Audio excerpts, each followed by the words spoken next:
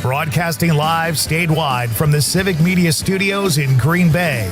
This is Nite Lite with Pete Schwaba, your inside source on everything entertainment from Wisconsin to Hollywood. Whatever gets you through the night, it's all right. And now, a guy who wears a bathing suit in the shower, Pete Schwaba. Welcome to Nite Lite, ladies and gentlemen. Here we go. It is Tuesday night. Great show in the works here. And it is good to be here tonight talking to all of you about the things in life we love. Hope everybody is having a great day wherever you're joining us from in our chilly, frigid state. Let's bring some warmth tonight and talk about movies and TV and quarterbacks. We've got a big show tonight. Lots of fun stuff. A couple great in-studio guests, two of our best chums on the show tonight, and a new friend who wrote a book about quarterbacks. Conrad, how are you? I'm doing good. Yeah? Yeah. Yeah, it's cold, but it's not negative cold anymore. You are a very weather-related person, and I find that hilarious because you've lived in Wisconsin your whole life, and most of the people, you and I are a little bit different because most of the people that live here really embrace, I shouldn't say most, I would say more than 50% though, so most, embrace the cold. They're like, I love winter. It's like a macho thing or something. I don't embrace negative weather.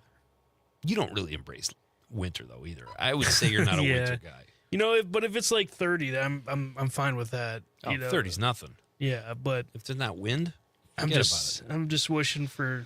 It's crazy. I'm hoping for 30-degree weather. Yeah, I just think it's funny because like oftentimes when I say how you doing, you reference the weather. Like it affects your mood. It does. And if you're gonna live here, you just gotta I think you gotta put it out of your head, and you just gotta be like, yeah, whatever, man. I had a great day. You know what? Just my favorite time of the year is when I can open my windows finally. So I'm just looking forward to that. And yet you wear shorts in the winter. Yeah. Sometimes. Not all the time. I'd say I'm not. When I was in high school, I did that, though. Like, a lot. Not anymore, really. I'll wear shorts inside, obviously. But, like, when I'd go to school, I'd wear shorts. People be like, what are you doing? When I would work at my daughter's school when she was in middle school, I worked with kids there. And I think that's a macho thing. Like, for kids just to go, first of all, kids are just going to be kids. But when they show up in shorts, that's one thing. But when they show up in shorts and a T-shirt and flip-flops, when it's the middle of January, they're trying to make a statement. They're making a statement that they need to turn down the heat in the school. Yeah, exactly. we can freeze them out.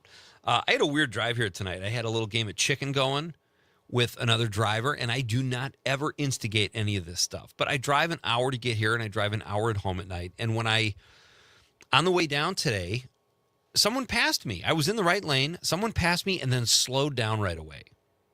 And I don't understand, like, what that's about. Like, why would you? Obviously, they're trying to rattle you, maybe. But here's what drove me crazy. I eventually passed them again. I was like, all right, this guy's going to go 60. I'm going to pass him. So I passed him, and then he tried to pass me again. So obviously, I'm in this really weird game with this dude. But here's what's funny. Here's what a numbskull this guy is. He's got his business on the side of his pickup truck. And I'm like, you know how easy it would be for me to report you or just say this guy's being a horse's ass and endangering other people? Because he was. It wasn't just he and I. It was like there were other people that he would weave in and out of. And I'm just like, this guy either just lost it. Maybe he lost a huge contract and he's taking it out on me and my Honda. But it's just the weirdest thing. Like, you're a jerk either way, but you've got your business. Like, the phone number's right there. I could call him with the number on his door and say, this is the guy next to you. Quit being a D-bag. Learn how to drive. You know, it'd be awesome if you did call that number and then he picked up. Yeah, that's what I'm saying. Like, that would be... Yeah, this guy's driving like a jerk, and he's just like, I think that's me. I would say to him, I go, hey, I need some work done on and then I would say the name on his truck, and you go, oh, I can do that for you. And I go, I would, but you're driving like such an idiot. I'm not going to hire you. Then I'd pass him again. That'd show him. Big news in Wisconsin, too, today. Madison is getting an IKEA. You hear about this? Ooh. That is big stuff. However, those of you who are IKEA enthusiasts, they are not getting the Swedish meatballs, which IKEA is known for. Yeah. I think people go there just to eat, even if they don't need furniture. Do they? They just Oh, go wow. there for the meatballs. Yeah, I know people love those Swedish meatballs. Where is an IKEA that's like in Wisconsin? Is there one in Milwaukee? I think there might be. I think there might be too. I feel like I've seen that. Maybe it used to be like an old American store or something. American, like when they used to, I think American sold electronics. It's the only one in the state, and it's in Oak Creek. Do they have the Swedish meatballs? If anyone has been to the IKEA in Oak Creek, please let us know. Yeah, let us know because then we can make a road trip out of it. You know, Correct. get some sweet savings on a couch and some Swedish meatballs. An awkwardly designed couch that only IKEA tools can put together. Yes. We'll get some Swedish meatballs and we'll road trip it. We're a little closer to Milwaukee than we are to Madison right now, but either way. But congrats, Madison. IKEA's a good store. I've gotten a lot of stuff there. I don't think I've ever been to an IKEA, so Dude, you got to go and just like... just eat the meatballs. Well, here's the thing. I don't know. I can't remember how they did this. I haven't been to one in quite a while, but usually they would make you walk through the whole store where they have everything set up and people are sitting down, trying the beds, the chairs, whatever. And you loop. It's like it's like those bank lines where they're roped off and you have to walk, but it's furniture and home furnishings. And I want to say the restaurant was at the end of all that. So you're going to get like 2,000 steps in before you eat your Swedish meatballs. Well, see, this is what you can do. You take that walk, just scope out for a bed, go get your meatballs, Yeah. then take a nap on that bed. But then you got to go all the way back to the start Yeah, but that's where you're napping, though. So it's like you get there and then you can... after you eat your meatballs. Yeah, all right, that works. But either way, it's great to have IKEA in Madison. Congrats, Madisonians. You just got to bring your own snacks, apparently. You can't get the meatballs. Hey, the phone lines are always open here at Nite Lite, folks. 855-752-4842, 855-75-CIVIC. Be part of the show. We're going to tell you the question of the night in just a moment. And would love it if you guys participated and, just share your thoughts throughout the show, regardless of what we're talking about. American Idol, there was a Wisconsin native made her debut on American Idol last night. Now, I don't watch American Idol, but I did watch a clip, and her name is Genevieve Hayward. She's from Lake Geneva, and she's really good. It was just like a minute-long clip, but she has a lot of talent. So I wish her luck. That's kind of cool. What do you want? You watch reality TV, don't you? Reality meaning football. Well, I guess that's not really a reality show. That's more of a contest show. I don't watch reality TV at all. The last one I watched was MILF Manor. That's a competition show. It's too good. That's a disturbing competition show between father and son to see who can bed a woman. It is so awful. It is terrible. It's the best show I have ever watched. Is it coming back? That's what I want to know. I'm hoping they have a season 3. Yeah, we'll talk. I did notice this. This drives me crazy. I have said this before. I love the internet before ads took it over. Like, you could lose yourself in a YouTube rabbit hole and not play any ads. Get like 6 hours of straight music starting at 9 o'clock, and you say, well, I'll just listen to music for a half hour. 6 hours later, you've watched concerts and everything, but there were no ads. And now, and it's the same with streaming. Like when streaming TV shows started, you just watched them. There were no ads whatsoever. Now, I almost am ready. When you reintroduce ads, it makes it so much harder to sit through them because we know that life without those ads. But now, when an ad comes up and it does that countdown, so I know I have to listen to 5 more seconds of this ad, I could pull a muscle trying to click off of that ad because I'm just so annoyed. Now, part of that's me. I admit that. But I cannot stand these ads. It's terrible. And when you're looking for content for your show, when you go to all these entertainment websites like IMDb and Variety and, New York Post or whatever, all the local news, Wisconsin, the ads drive you crazy. I just can't do it anymore. And I don't know, there's no way around it. You know what would be great is if I could afford to hire someone just to sit through all the ads. So you'd be like, all right, I'm done with this article. Well, find my next one. Yeah, never going to have that kind of money. That's the problem. Have you considered getting an ad blocker? I've tried those. I don't think they work. Okay. They work for me if I use one of my MacBook for YouTube, Yeah. and sometimes it works. Sometimes it says you need to unblock this ad so we can play it. So it's like a mixture of times it works and sometimes it doesn't. All right. I think without further ado, folks, we need to get to the Nite Lite question of the night. Let's talk about the question. Okay, question. Question. Question. Pregunta. Question. Question. Hey, I have a question. Questions? This question. Domanda. Question. Question. Questions.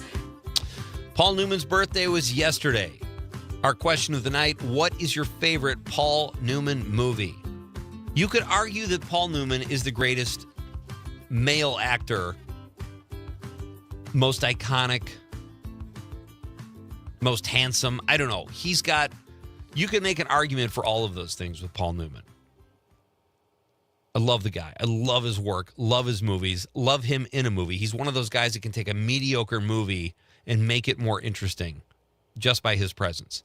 So our question of the night is, what is your favorite Paul Newman movie?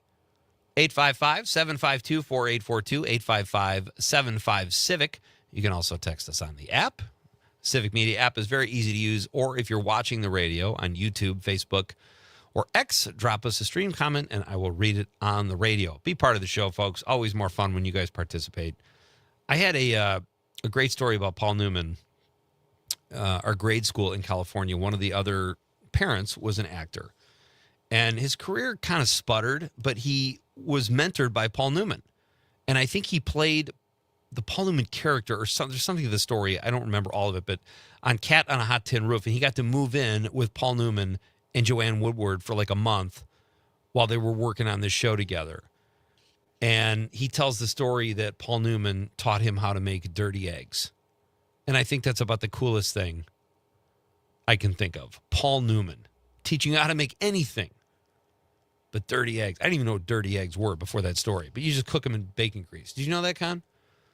No, That's dirty eggs. I made some eggs this morning. Yeah. Were they dirty just because you were too lazy to clean the pan after you made the bacon, or did you Okay, that- intentionally? I don't typically have bacon anymore, but No? that actually sounds dynamite. I don't even know if I trust people that don't eat bacon. Well, I just don't eat it as much anymore. Yeah. I don't want to eat it, It tastes so good, though. but my God, you wake up in the morning and you smell bacon and coffee, game over. I guess so. If I am like They at had a shot after that. hotel or something, and then I go down for breakfast, I'm wolfing down like 8 So pieces. you'll eat hotel bacon. Yeah, it's because it's already made there. So man. you don't have to do much. That's interesting. All right, but let us know what your favorite Paul Newman movie is. Mine is Slapshot and The Sting. You got one, Con? Cars. Oh, nice pull. He played Doc Hudson. in it. Doc Hudson. He was great in that. Hey, we have a great show tonight, folks. Let us know what your favorite Paul Newman movie is. We are talking to Seth Wickersham after the news, which happens in just about 10 minutes. Seth is the ESPN senior writer and the author of a new best-selling book called American Kings, a biography of the quarterback. Seth will be here in a few minutes. Frank Hermans is here tonight. Heather Heil, two of our Nite Lite besties, dropping by the studio. It's a really fun night. When we come back, I'm going to read some of your texts and tell you about I'm going to tell you about a movie I saw. How do you like that, Con? All right, we're coming right back. It's Nite Lite with Pete Schwaba on the Civic Media Radio Network. Kind of feeling a touch of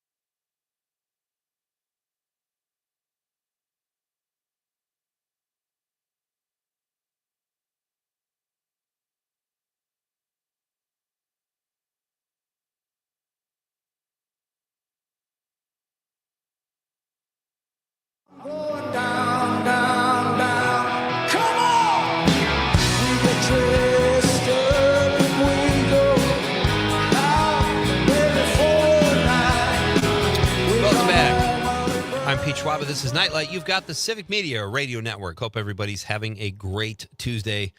We are live on the air from beautiful downtown Green Bay, broadcasting statewide. And I love this, Conrad, when we get a text from someone and then they text something I don't think they meant for us. Yes, I did see that. Teresa in the 608 says, yes, Oak Creek has the cafeteria. So the Milwaukee, we're going. the Milwaukee IKEA has the Swedish meatballs. And she texted just a couple minutes later, ETA 5:30. So I don't know if Teresa wants us to meet her at the IKEA or if that was an accident. Well, it wouldn't, it's going to take us a little bit longer to get there. Take us a little, we got a show to do, Teresa. But thank you anyway. We would love to meet you at 5:30 if we could. Sometimes you do get texts that people just accidentally text us, like. There's always someone asking Conrad what he's wearing. That's weird. And it's always just a two-piece top, Right. All right, great fun, folks. News, sports, and weather coming up in just about 6 minutes. After that, Seth Wickersham will be here, ESPN senior writer and the author of the book American Kings, a biography of the quarterback. Seth does outstanding work at ESPN. He did a lot of investigative work on the Colin Kaepernick situation, Deflategate, and he wrote a book about that as well. He's an incredibly accomplished sports journalist, and he will be here to talk about his new book and lots of other fun stuff, too. That's at 5:35. Frank Hermans joins us at 6:35. It'll be great to have Frank in the studio. Always fun. And he's bringing a banjo, Con. I mean, So, that's pretty cool. Fantastic. Break out the jug. We're going to have a little hootenanny in here. It's going to be a lot of fun. And then our pal Heather Heil helps us close things down. She'll be along at 7:20 in the studio. Always fun to have Heather here. She's going to tell us what's going on at the Green Bay Children's Museum, and there is a lot going on.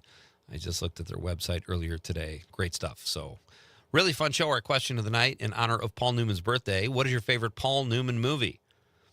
That is tonight's question. So, Tony the Trucker sent us a text last night, and last night's question was, who would you want to be your mentor? And he picked Bob Uecker.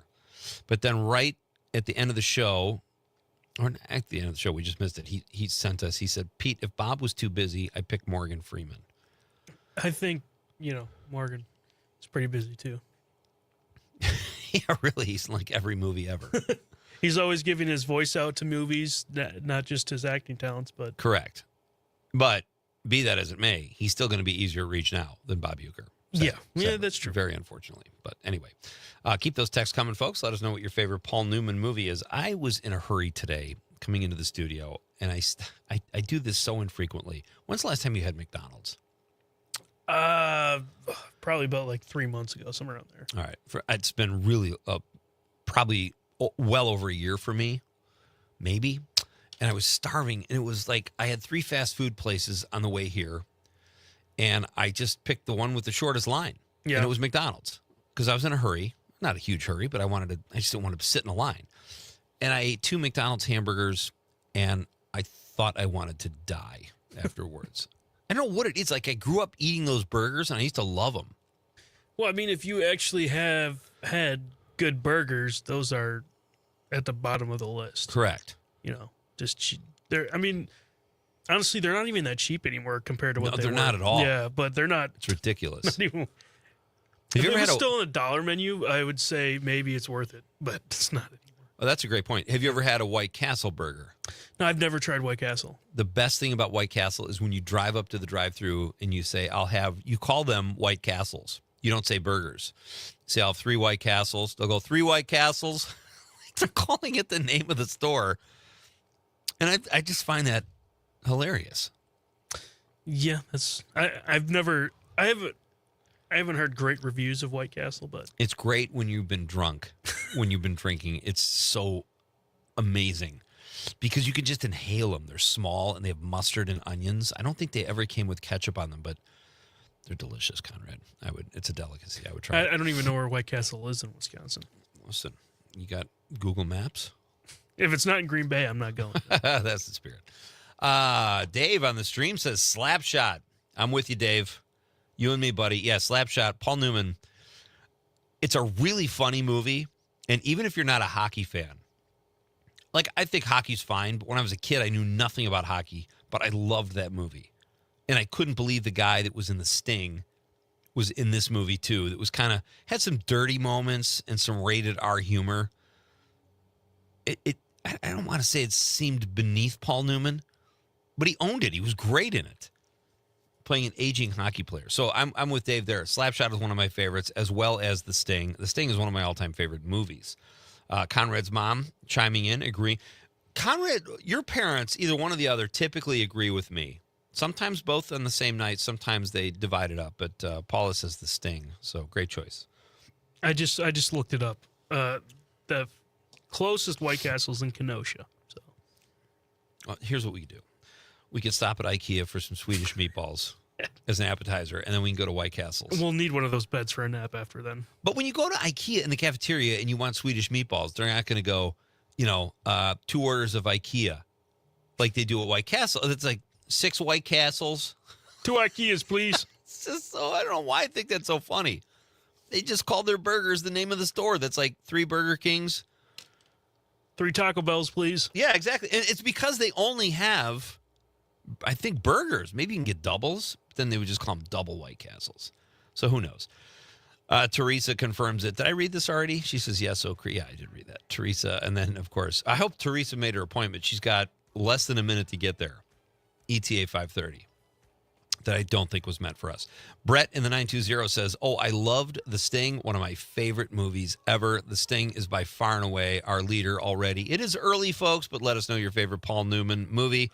Chris from Sun Prairie says, Cool Hand Luke. Love that movie. That's going to get a lot of votes tonight, too, I know. We got social media responses we'll get to. Lots going on here. After news, sports, and weather, folks, Seth Wickersham, senior ESPN writer and author of the book American Kings, a documentary of the quarterback, is going to be here. He's great, and don't miss it. Frank Hermans, Heather Heil, so much going on. Glad you're here. It's Pete Schwaba at Nite Lite on the Civic Media Radio Network. Lose yourself in the sky among the clouds in your heaven thoughts. Let this groove.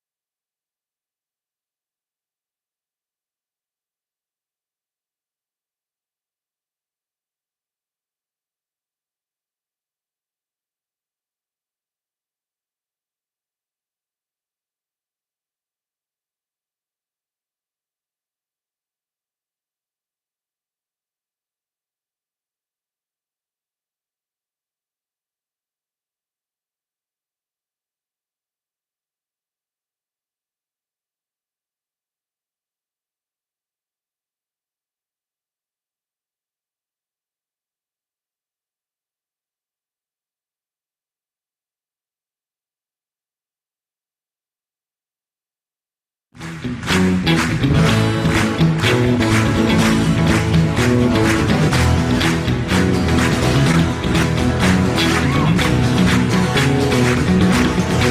right. What is your favorite Paul Newman movie? That is tonight's question of the night, folks. Let us know and be part of the show, and we will have fun and reading your text on the radio. It'll be great. So my next guest is an incredibly accomplished writer and does great work at ESPN as a senior writer. He is a New York Times bestselling author with his most recent book, American Kings, a biography of the quarterback, reaching the top of the charts ridiculously fast. It is my pleasure to welcome to Nite Lite for the first time, Mr. Seth Wickersham. Hey, Seth. How's it going, man? Doing very well, thank you. It's good to talk to you. Where are you joining us from tonight? I'm in snowy Connecticut. Listen, it can't be colder than here. This has been ridiculous in the Midwest, so I don't know. No, it's just snowy. It's not too cold, but it's very snowy. Okay. Well, it's great to have you. Before we start, I have to ask you, do you have a favorite Paul Newman movie? Oh my gosh. Do I have time to Google Paul Newman movies? You listen, take as much time as you want. We can come back to that.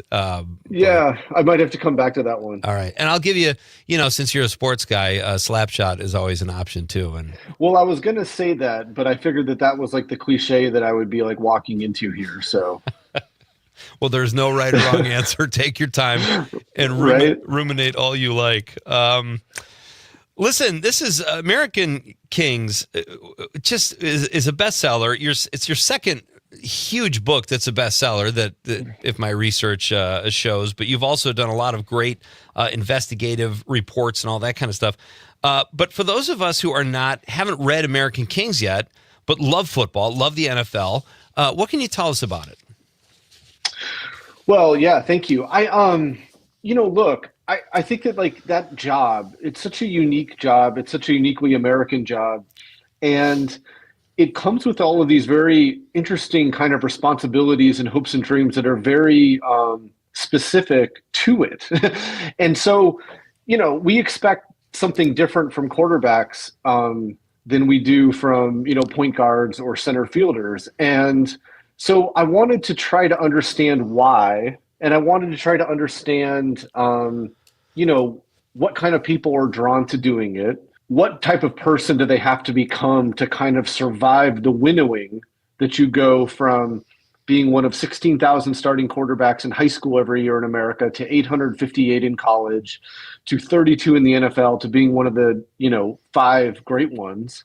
Wow. And what does it mean to live with that for the rest of your life? And I wanted to look at guys who, are current quarterbacks like Caleb Williams and Arch Manning and Drake May. And I wanted to look at, quarterbacks throughout history from John Elway to Steve Young to Joe Montana to Warren Moon, and even people who are no longer with us, like Johnny Unitas, Bob Waterfield, people like that. So that was my goal with it.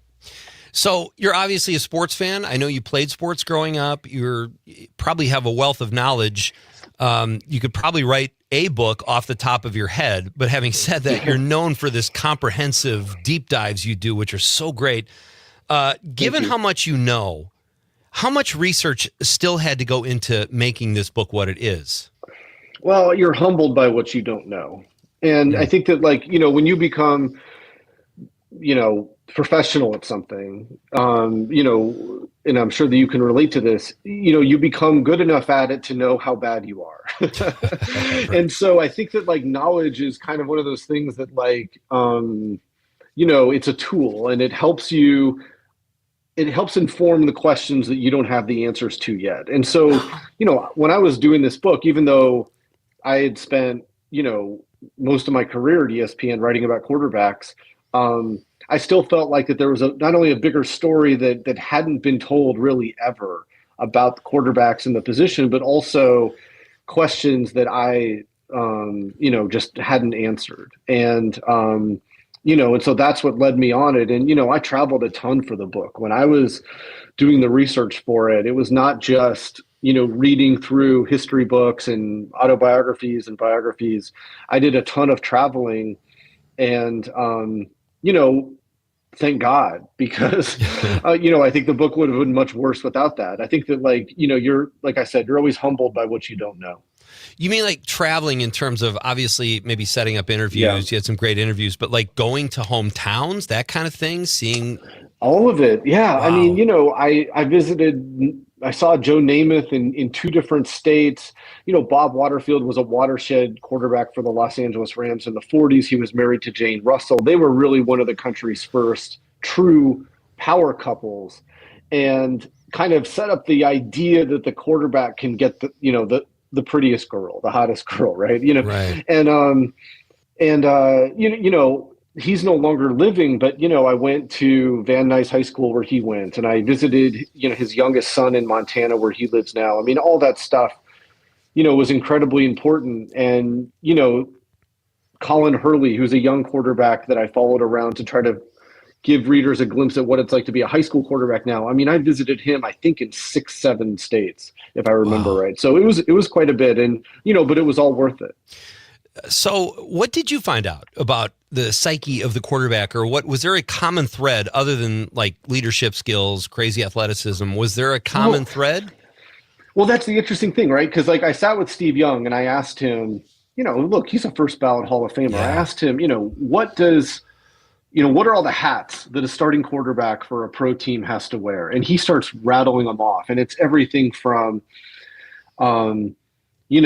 spokesperson for a multi-billion-dollar organization, field general, matinee idol, community leader, breathtaking jerk, all of these things. And then, oh, by the way, you also have to be able to throw the ball through windows that people can't see, much less exploit. And I think that one of the most interesting things that I found is that, quarterback has gotten so big in America, and there's so much pressure and scrutiny and hype around them at a young age that at this point, I think that people who become quarterbacks are not only gifted throwers and intense competitors, but I think that they have a hole in their personality that's very similar to a politician or maybe a pop star that needs constant love and adoration and acceptance, and really kind of has to live in a bubble, I think. And I think that to me is one of the most kind of fascinating things. And again, you don't see that with pitchers or, right. Centers in basketball. There's complications with those things also, but there's, we've placed quarterback on a certain pedestal as a culture. And I think that that's what makes it just so unique. And that's what makes the people who do it different than other athletes. It's interesting because I think Brady is considered the GOAT. I would argue Joe Montana too, because he was like Jordan. He was undefeated when he got to the big game. You could certainly make an argument for him. But you mentioned Steve Young. This guy, if he didn't go to the USFL or ride the pine behind Montana, his skill set, he was a joy to watch, whether it was his arm or his legs. I think at one point he was the fastest runner on the 49ers. Where would he have been, in your opinion, if he had come out, and gone right to the NFL and started? I don't know. Yeah, I think that he was one of those guys, and I think Joe Montana was like this also, that benefited from the place that he ended up being at, even though it was difficult. I think that, we talk about system quarterbacks, and it's kind of said is a little bit of shade, is a little bit of a backhanded compliment, right? It basically credits the coaches' X's and O's and schemes and says that, the quarterback is productive because of that. But really, every quarterback in NFL history is a system quarterback. And you need to have a good system. Look at John Elway's statistics under Dan Reeves and look at them under Mike Shanahan. It's the system. It's not to say that John Elway wasn't a good quarterback. I'm just saying that they're all system quarterbacks in some way. And I think that when you look at Young, what fascinated me about him was not only he was a great athlete who had to learn how to be a great quarterback. And he's proof that it can be learned. There's a lot of that. Is it nature or nurture? And he's proof that you can go from being kind of raw to being, one of the most accurate throwers in NFL history. And he can articulate it in a way that's really fascinating. And that's what drew me to him. He's just a great quarterback philosopher. Well, that's a great answer. How do those guys... I don't understand how they can play that position unless they're like 6'5". The linemen are huge. The linemen are wide and tall. How does I'm a Bear fan. How does Caleb Williams at 6'1" even see where he's throwing the ball? Yeah, a lot of quarterbacks, some of them are super tall. Like, I think one of the reasons why, I wrote about it a lot in my book on the New England Patriots, but one of the reasons why fame hit Tom Brady so hard at a young age was because he's so tall. Yeah. And like, people don't quite realize that about him, but like, he is really, he's listed as 6'4", and I'd say that like when you're standing next to him, you think he's like 6'6". And so there was really nowhere for him to hide. A lot of quarterbacks aren't as tall as you think. Like even Young and Montana and Caleb Williams and even Brett Favre to an extent, they're 6'1", 6'2", 6 foot. And so, how do they do it? And I think that like that's part of what makes quarterbacking. There's different stages, right? Where you can be, first as a rookie, you're just trying to survive. Yeah. I think that's the most important. There's really not a whole lot you can draw from it other than mental and physical toughness. And then, can you learn and build on the base of knowledge that you have and become proficient? And then it's, can you become great? And then it's, can you become an artist? And I think that when you become a true artist, guys like Drew Brees, Aaron Rodgers, who aren't the most, physically gifted athletes, can be mesmerizing and quarterbacks and first ballot Hall of Famers because they know how to manipulate motion and activity, using their eyes and using their shoulders. And I think that like that's what helps those guys do it. And so I think that like, Caleb Williams has obviously shown, an incredible ability to make the hardest throws at the most difficult moments. Consistency is a little difficult for him, but he's shown that during the highest pressure moments, he has something special. And I think that like, as he gets more experience, you'll see, maybe some of the Superman throws fade a little bit and the artistry of just raw quarterbacking increase. That would make Bear fans' cardiovascular systems much healthier if he could do that. Well, it's interesting. It's interesting because, I interviewed Kevin O'Connell, who's the coach of the Vikings for the book, and he was a quarterback in college, and, he got drafted in the NFL by the Patriots, and he figured he would sit behind Tom Brady and then go take his skills elsewhere and be a star. And he really never had an NFL career. He just kept getting cut from teams. And so, when he became a coach, coaches often, they teach through autobiographical experiences. And, I asked him like what he had learned about himself and about quarterbacking. He said, when I was trying out for teams and I was just hoping to make the roster, I would focus on making these amazing John Elway, Caleb Williams like throws that, have the wow factor to them, when really great quarterbacking is about embracing the mundane and doing it at the highest level possible. And he went and looked at like all of Joe Montana's game-winning drives and a lot of Brady's and John Elway's even. And what stood out was not that they make these crazy throws all the time, although they would at moments. It was that they would check down to the running back and they would be, moving the chains. And, it doesn't sound as sexy as some of these, brilliant moments that, we've come to want from quarterbacks. But really, great quarterbacking is about doing the mundane at the highest level possible. My guest is Seth Wickersham. He is the author of American Kings, a biography of the quarterback, and an ESPN senior writer. We'll have a couple more minutes with Seth. We're talking football, quarterbacks, and I've got some great stuff. I'm going to ask him about Colin Kaepernick when we come back. This is Pete Schwaba and Nite Lite on the Civic Media Radio Network.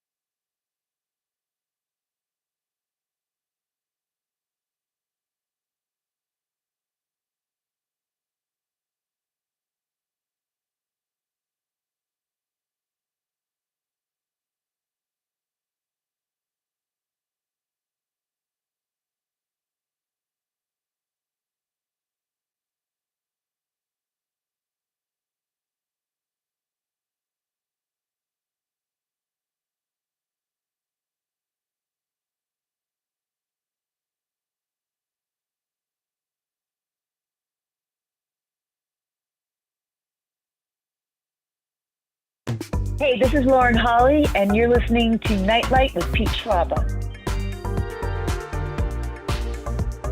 Welcome back. My guest is Seth Wickersham. He does great work at ESPN. He's a senior writer there, and he is the author of books like American Kings, a biography of the quarterback, and It's Better to Be Feared, the New England Patriots Dynasty and the Pursuit of Greatness. Seth, writing a book like that, like your previous book, It's Better to Be Feared, you did great investigative work with Colin Kaepernick. Are you ever worried about retribution from or being cut off a little bit, or does having ESPN help with that? Are people scared to see you sometimes? Well, I think that so this is my 25th year doing this. And so I think that you kind of learn, that Bob Woodward, the great investigative reporter, has this line where, you have to learn to live with awkwardness and proceed. And so I think that as you get into journalism, you kind of know that these aren't very, natural relationships that you have with people, right? I mean, as a journalist, you're constantly butting your nose into things that aren't your business and trying to learn as much about them to the point where you feel like, you have a command of it. And that can be difficult and it can be contentious at times. And so I think that your goal is to always be accurate and fair, and conflict happens. And, I've had at least one NFL owner, take action against ESPN on behalf of some of the work that I've done. But, ESPN stood behind me the entire time. And, honestly, I think that that's just kind of, it's just kind of how things go. Being an investigative reporter is a very odd job. It's interesting. Like I mentioned, Colin Kaepernick. To me, from a casual fan standpoint, I was a pretty good backup intramural quarterback at flag football when I was at DePaul University. Other than that, no. But we all have a little Uncle Rico in us, right? Yes. Oh, we should have played that tag con. We've had him on the show. He's great. But when it comes to Colin Kaepernick, the NFL seemed to cave. When it came to Bad Bunny and sticking by their Super Bowl halftime selection this year, they stood by it. Who calls those shots? Is it the owners? Did they take a vote? Is it Roger Goodell? Where do they get their backbone from, so to speak? Yeah, I mean, all of those decisions are different. I would say that when it comes to Super Bowl halftime entertainment, it's pretty much done. It's kind of outsourced by this outfit named Rock Nation, which is kind of Jay-Z's, company and agency. And they pick who the halftime entertainment will be. And so now Roger Goodell could say, we're not doing that. He obviously has the authority to be able to do that, but he doesn't. He defers to them. And then, when it comes to personnel decisions like Colin Kaepernick, I mean, I think that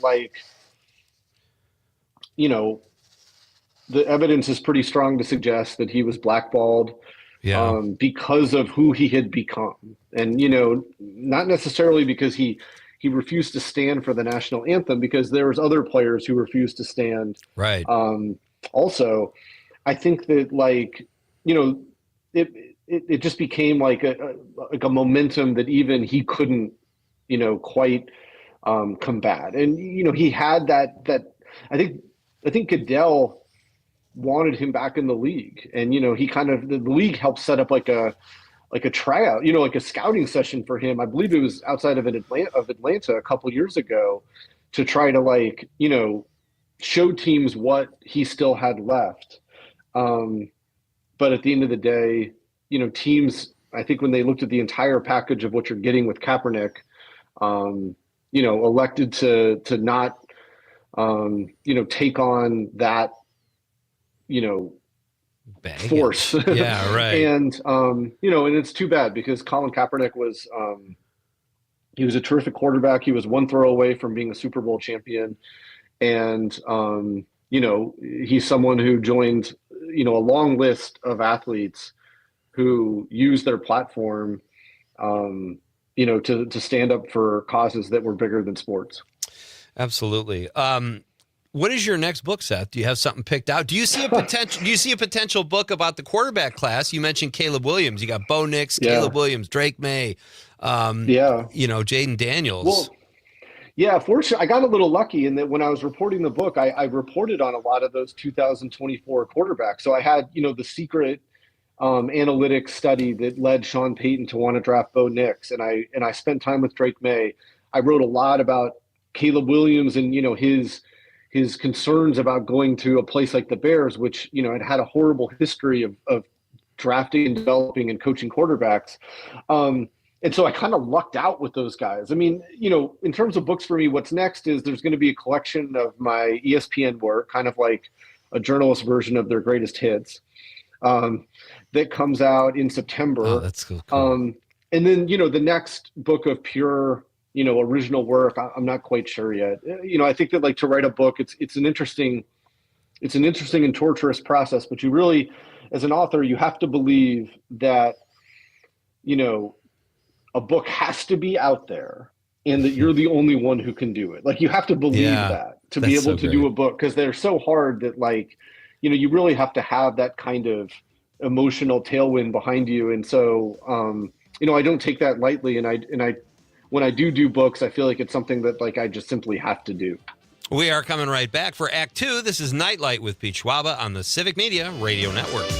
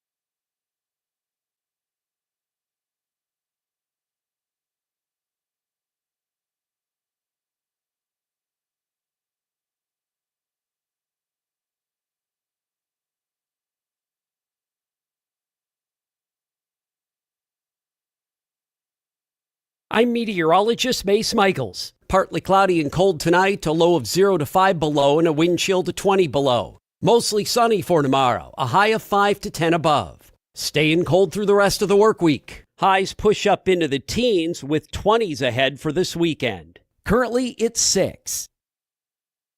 Being blind doesn't look how others may think. Retinitis pigmentosa aimed to overwhelm my family. It tried to cut me down. I know where to find support. Learn more at fightingblindness.org, a public service message from the Foundation Fighting Blindness. Reading aloud to children sharpens their listening skills, expands their vocabularies, and nurtures a lifelong love of reading. That's why Reading is Fundamental, the nation's leading children's literacy nonprofit, offers free monthly read-alouds by popular authors through its Rally to Read program. Visit rallytoread.org to watch the read-alouds and discover exciting reading activities for school and home. Visit rallytoread.org today.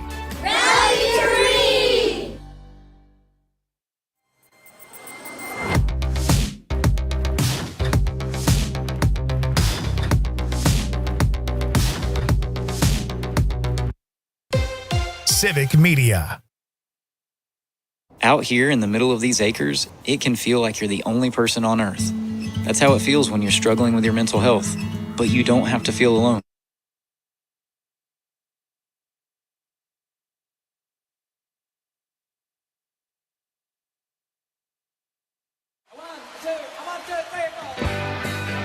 Broadcasting live from the Civic Media Studios in Green Bay, this is Nite Lite with Pete Schwaba, your inside source on everything entertainment from Wisconsin to Hollywood.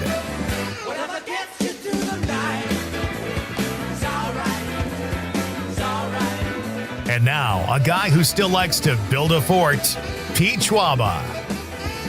Welcome back. This is Nite Lite with Pete Schwaba. We have a few more minutes with our current guest, Mr. Seth Wickersham, senior writer at ESPN and author of American Kings, a biography of the quarterback. I mentioned earlier, I'm a Bear fan living in Packer country here, and I've taken a lot of abuse over the course of my life. But what do you say about Packer fans? They are great fans. This is such a great story, having a professional sports team in a town of 100,000 people. Have you been here? I have, many times. Yeah. And, I think that, I was at the Broncos-Packers game this year when really, it was kind of the beginning of their season kind of slipping away because, Parsons got hurt in the third quarter of that game. And, they had a lead and Denver was able to come back and win it. And, I think that, this was a weird season, as evidenced by the two teams in the Super Bowl. But, the players that we were used to seeing contending at the end and the teams that we were used to seeing contending at the end really weren't.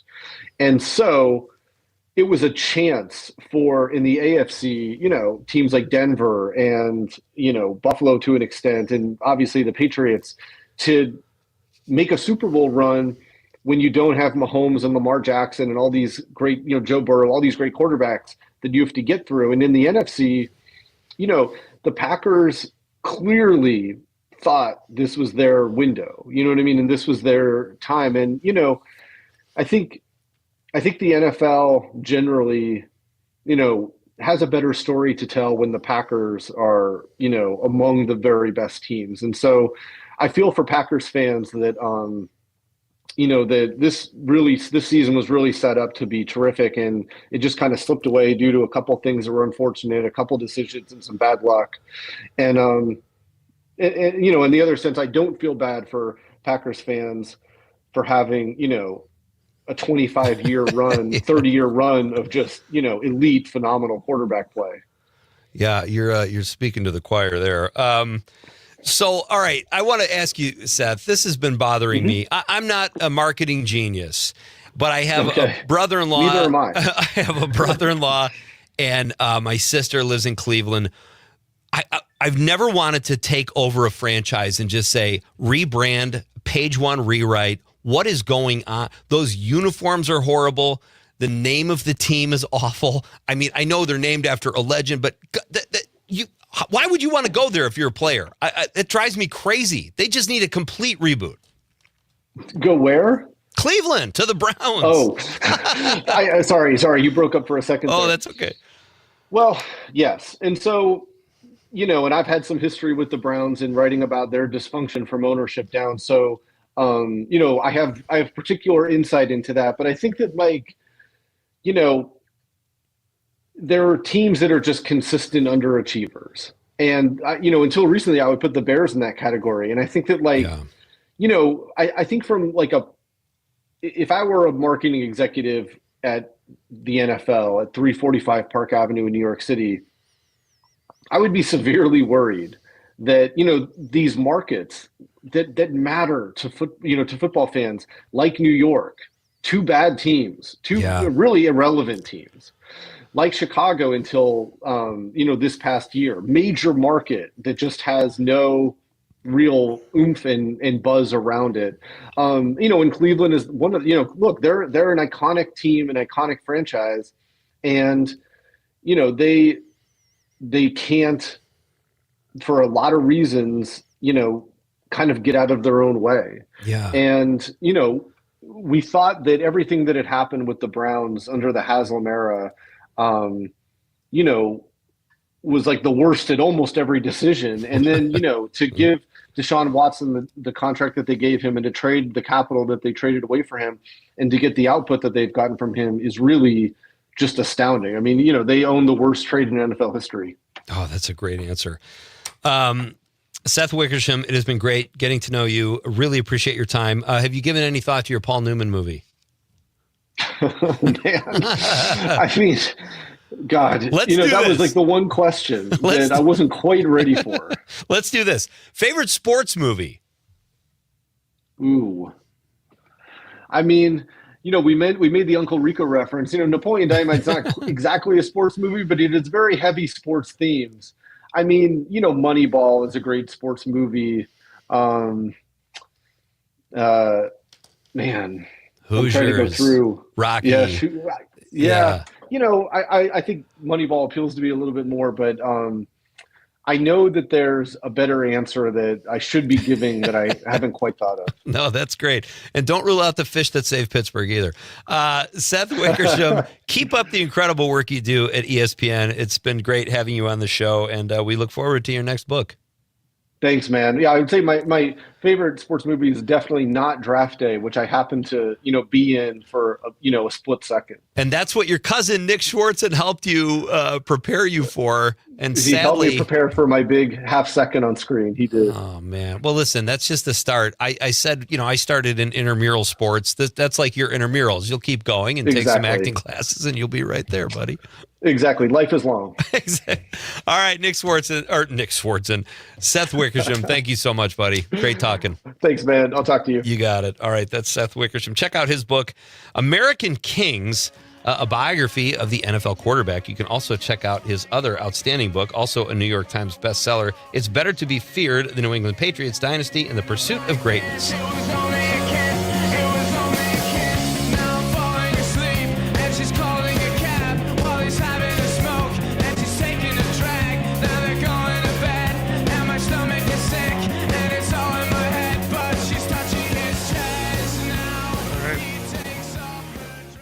We're back. All right. That was fun. That was great, man. That was so much fun. Just getting to learn about some of these quarterbacks. You never know really what goes into it. I like learning about the quarterbacks, but I also like talking to Seth and reading about him and how diligent he is and meticulous he is when it comes to researching a story he's just investigating or for a book he's writing. It's fascinating stuff. And that was great. Thank you to Tucker Legarski, who I think set that up. That was great. This is Nite Lite, folks. If you missed the first hour of the show, you can always download or listen to the podcast at civicmedia.us, where the rest of our interview is with Seth Wickersham. And we talked about... we introduced our question of the night, which is, what is your favorite Paul Newman movie? It is Paul Newman's birthday. I think it was yesterday, actually. And we've got a long list of texts we need to get to. Paul Newman is a beloved actor and a fine, just a good person. Let's not forget about Paul Newman. Like, in addition to his on-screen talents, he created an entire line of salad dressing and all kinds of food items where the proceeds go to charity, and that is pretty cool. Most of us would love to be in a position where we could do something like that, but we're not. We have to go give blood or work in a soup kitchen. This guy created an entire line. Have you ever tasted any of Paul Newman's salad dressings? His ranch. Yeah, Newman's Ranch. Yeah, it's not bad. It's good stuff. Yeah. Kind of risky there going with a ranch, though. It's like the most... Do you dip pizza in a ranch? Yeah, I do. Did you tell me you did that? I do. That's gutsy. So let us know your favorite Paul Newman movie. We'll read your text on the radio. Coming up in just a few minutes after news, sports, and weather, in about 15 minutes, Frank Hermans will be here, ladies and gentlemen. The legendary Green Bay institution, Frank Hermans. We always love when Frank comes into the studio, and this time he is bringing a banjo. So we'll have a few laughs with Frank, hear about his new show, and he's going to play us a country tune on the banjo, which I think is going to be an absolute blast. Heather Heil will join me in hour number 3, or Act 3, as we like to call it here at Nite Lite. She will be here, and Heather is the Director of Business Development at the Green Bay Children's Museum, does an outstanding job there. And we'll talk to Heather in studio at 7:20. She is always an absolute blast. I want to talk a little bit about a movie I saw. I watched it this weekend. I actually watched this film instead of watching the Rams-Seahawks game. I hadn't seen my wife like all weekend, and she likes football enough. But I thought, you know what, let's watch something together. And I realized watching a movie together is not like totally quality time because we're both sitting there in silence staring at the TV. But it is still a shared experience. And I know Conrad saw this film too, The Rip. I did, yes. You liked it a lot. You liked it more than I did. I liked it. I liked it, and I did, when I did the beats, whatever day that was last week, I did say I recommended it, and I thought it was a fun, like, not fun, it wasn't really funny, fun cop kind of film between these, obviously these two guys have, Ben Affleck and Matt Damon, they've been in so many movies together. Got a history. And I thought it was interesting, because I didn't know what to expect when I heard, about it, and I saw the trailer, and I thought it was a good Netflix movie. There is a caveat when you say a good Netflix movie. It's true. Because I know what you mean. I will say this, The Rip, Netflix movies all have kind of a similar aesthetic. The Rip did not have that. The Rip had a pretty good like movie theater look. Maybe initially or originally it was going to go to theaters. I don't know. But it reviewed well. It got an 80% on Rotten Tomatoes. But it's interesting. I'm always fascinated by films with A-list movie stars. Like, they're a popular duo, and they're popular individually. Ben Affleck, Matt Damon. 64% of audiences liked it. 16% less than critics. I found that interesting. Like, what was it about that movie that you think audiences didn't find appealing? I think we see these two guys in usual roles where it's more comedy based, and I feel like it's a different kind of movie for them. But I don't know, critics maybe because Netflix is going to buy everything, so they want to give them good reviews. Maybe. Yeah. The reason I did like this film though is because there's not a lot of movies that keep me guessing the whole film. Right. And it did keep me guessing a lot. Yeah, same here. I have no problem with that. I did find it a little convoluted at times, but I did like it. Here's what drove me crazy. I think Matt Damon's a really good actor. Okay. I find of the two, I find him to be a more talented, natural, on-screen presence. Great charisma that's natural. He doesn't have to be doing a lot to get us to follow what he's doing. Ben Affleck, I find him always to be acting. And I notice it, and it bothers me. And with him and that cigarette in this movie, oh, my God, I wanted to slap it. Okay, we know you smoke. We know you're trying to look cool smoking. You're this Boston suburban kid who wants to be a street kid. I get it. You're smoking and looking gritty. I just don't buy him. Yeah, I get that. There's some other films where they're together, and I don't buy him as that person either. Like, right. That one. What is that one movie they did for Apple TV again? It was something about the Instigators. Yeah, I didn't buy him either in that movie. I just don't buy. Like, here's the thing, though. I give him a tip of my hat for what it's worth. I'm a guy hosting a radio show. I'm not one of his peers. However, he's a great director. He's a really good director. I like The Town a lot. Argo was excellent. Air was fantastic. Air was great. Yeah. And he was okay in that. He wasn't as, I don't know. I'd say him wasn't the main themes. You know, he wasn't the main person. He was playing Correct. Phil Knight, but Yeah. Anyway, check out The Rip. I agree with Conrad. It's a good Netflix movie, and I just realized we both made it a pick in the beats. You told me you did, and I totally forgot about that. All right, when we come back, we are going to read your texts, and I'm going to tell you a story about a weather person that got very lewd texts, and it's her own fault. This is Pete Schwaba and Nite Lite. Frank Herman's coming up in 10 minutes on the Civic Media Radio Network.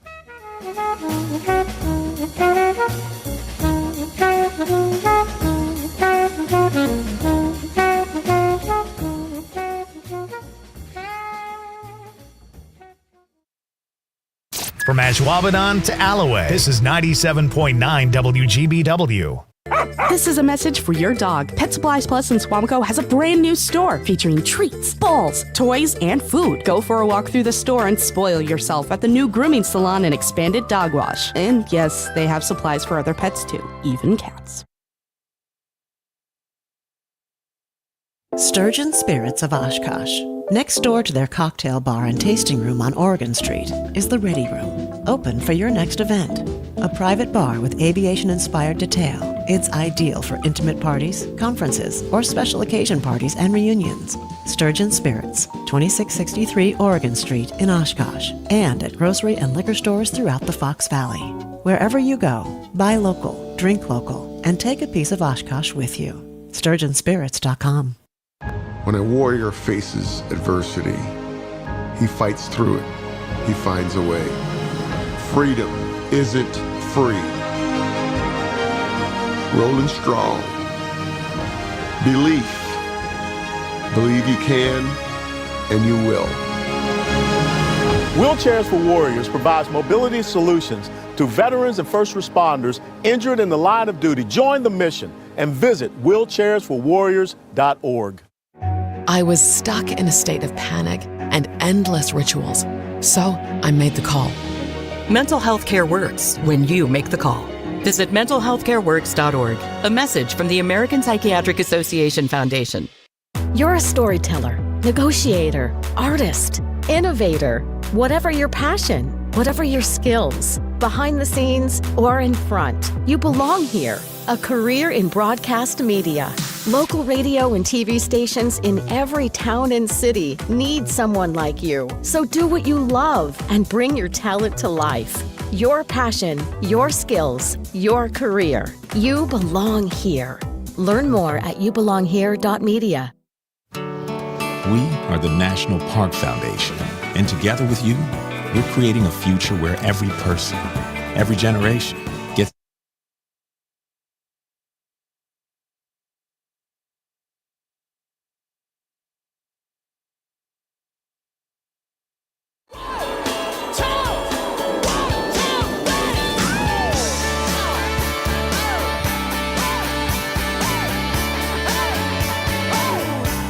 Welcome back. It does not feel like a Tuesday. I will say that. This feels like a Thursday, which is kind of a false sense of security because we got a long way to go till Thursday. But we will do it in the way we do it here at Nite Lite, by talking about the things we love to talk about.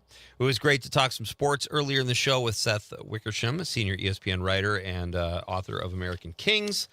And Frank Hermans will be along momentarily. Love his outfit. He's got the banjo. We are going to have it. I mean, it's just a blast anytime Frank comes by, but I got a feeling this one's going to be even more special. And Heather Heil in Act 3 will be here too. So some fun in-studio guests. Our question of the night is, what is your favorite Paul Newman movie? Lots to choose from, and we will read your text in just a moment. Con, I saw this. What is it with, I mean, do you know a guy like that in your group? Anytime something comes up, if he can tie it to sex, he will, or make it a sexual innuendo somehow. Yep, definitely.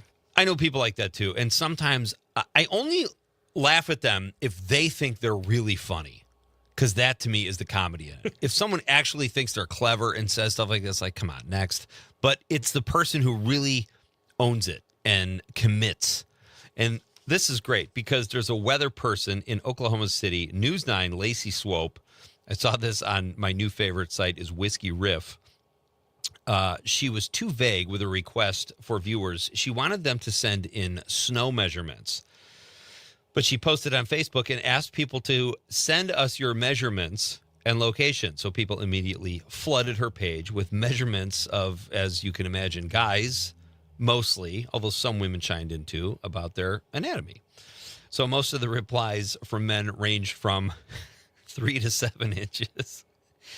And one guy joked it was too cold to get an accurate measurement. I'm a good 3 inches in this weather. Women even got in on it too, with posts like 36, 24, 36. And even the serious replies seemed funny. One woman said 2 inches. She got 2 inches. It was a far cry from the 4 to 8 she was promised. So, and then this weather person, Lacey Swope, went with it. She leaned in and shared a photo of herself holding a Vienna sausage, and she joked, they're the go-to snack that fuels her when winter weather hits. Think she knew what she was doing? Yeah. I think so, too. We should try to get Lacey on the show. Bring some of the measurements with her? Yeah, would that be like, hi, Lacey. We saw your recent post. We saw your post, and we know you're all into measurements. So we haven't gotten much snow this winter, but I will say this. For whatever reason, every time I either get up in the morning or leave the studio to drive, there is snow coming down. And it's just enough to make the road crappy. That's why I hate this winter so far. Yeah. It's really brutal. Our question of the night, as I mentioned, is what is your favorite Paul Newman movie in honor of his birthday yesterday? Mike, all right, I need help again with this town name. Muscata? Every time, like Mike will text like once every 3 months, and I have to learn how to say this town again. And I know people are going to chime in and tell me, and that's fine. Mike from Muscata says, The Hustler. Great film. Minnesota Fats, Jackie Gleason. The Color of Money was the sequel with Tom Cruise. It came out like 20 years after. 414 says, Cool Hand Luke. Another vote for Cool Hand Luke. Paul Newman says, I bet I can eat 50 eggs. Great movie. Excellent choice. That's Ellen. I'm sorry, that is not Ellen. That was Ellen from Milwaukee. And Ellen says, HUD. A movie I have not seen, a Paul Newman film I have not seen. Thank you, Ellen, for the text. Steve, that's Conrad's dad, checking in from Florida, says my favorite Paul Newman movie is Cool Hand Luke. You think your dad was using voice text there? He said my favorite Paul Newman movies is Cool Man Luck. That sounds like a Saturday Night Live parody of the movie. But Steve, it means Cool Hand Luke, of course. And he says where he set the record for eating 50 eggs. Also, The Sting with Robert Redford. That's mine, Steve. But Cool Hand Luke is right there in my top 3 or 5 for sure. John in Madison in the 608 says Cool Hand Luke. And Pamela from Lodi says Cat on a Hot Tin Roof. Nice, Pamela. It's second vote, actually, for Cat on a Hot Tin Roof. Bill from Waukesha says best Paul Newman movie, HUD. I have to see HUD. I'm embarrassed I haven't seen HUD. Brian from Green Bay says, I'm just glad this is in reference to when Seth Wickersham was here. I'm just glad a long-suffering team like the Patriots made it back to the Super Bowl. Yeah, how about that? It only took them about, how annoying five is that? years. Not even, right? It's maybe 4 years. I hope this is like a false sense of security for them. I hope they... No, Mike Vrabel. Vrabel. He's a good coach. Thank you. Yeah, he's a fantastic coach. Whatever. It all points that team, that defense is... It hurts. Yeah. Anna from Madison on the 608 says, Hi, Pete and Conrad. My favorite Paul Newman movie is Butch Cassidy and the Sundance Kid. Paul and Robert Redford were great together. No argument there, Anna. Awesome. Bridget from the 818 says, Cool Hand Luke. My first Paul Newman movie and my favorite. Such a good actor. Can't take your eyes off him. Sounds like Bridget has a little crush on Paul Newman. And she's not alone. Tyler in the 608 says, Shaking the bush, boss. Shaking the bush. I can eat 50 hard-boiled eggs. What we have here is a failure to communicate. There you go. Some Paul Newman lines from Tyler. Thank you, Tyler. Brian from Green Bay says, The Sting had a Marinette middle school teacher in it. He got hit with a guitar, Mr. Maurer. Yes. Oh, my God. That's great. I forgot. Brian, that's so interesting. My parents are friends with the Maurers, And Mitch Maurer, who you're referring to, was a teacher at the Marinette Middle School or high school. He was an extra in that film because he went to theater school, I believe, for college. That's a great pull. Awesome stuff. Thank you, Brian. Jim from Appleton says definitely The Hustler. All right, we are almost caught up on text. When we come back after the news, Frank Hermans will be here, folks, and he has a banjo, and it's going to be spectacular. This is Pete Schwaba and Nite Lite on the Civic Media Radio Network. You're just too good to be true. Can't take my eyes off you.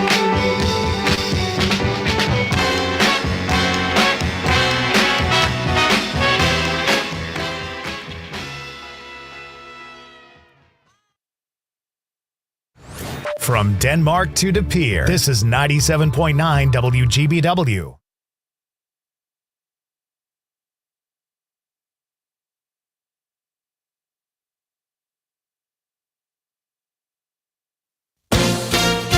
ABC News, I'm Wayne Cabot. President Trump is defying calls from both parties to fire his Homeland Security Secretary Kristi Noem.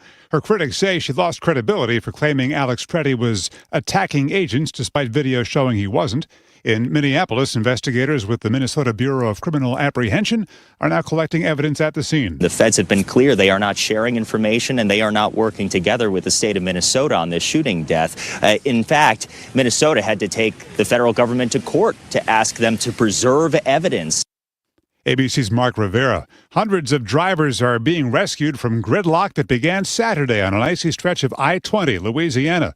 42 people have died in the states impacted by this weekend storm. Poison centers say around 200 illnesses amid freezing temperatures are being reported, about a third involving carbon monoxide poisoning, a quarter involve ice melting products. This is ABC News.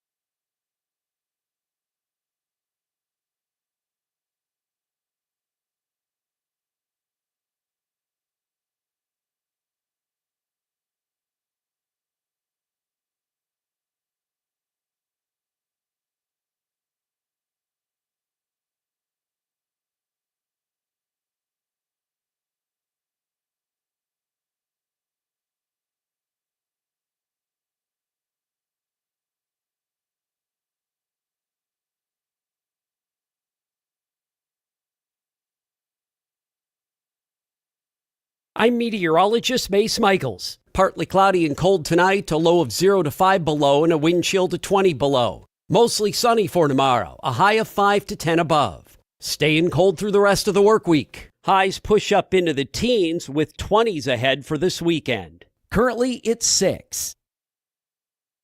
Not completing high school is more of a social thing than it was an academic thing. Even though all these years have passed, I still had that longing to have my diploma. At age 30, Carissa finished her high school diploma. If you're even considering getting your high school diploma, you can do it. No one gets a diploma alone. If you're thinking of finishing your high school diploma, you have help. Find free adult education classes near you at finishyourdiploma.org. That's finishyourdiploma.org. Brought to you by the Dollar General Literacy Foundation and the Ad Council. Small businesses are the heart of America. As the nation's largest nonprofit resource of expert business mentoring, SCORE has helped millions of entrepreneurs build their businesses for free. Find a mentor today at score.org. Teachers are diverse, skilled leaders, innovating to prepare students for our fast-changing world. Teaching shapes lives. Are you ready? Explore teaching at teach.org, supported by the U.S. Department of Education and 1 million teachers of color. Is getting vaccinated on your to-do list? We can help you check that off.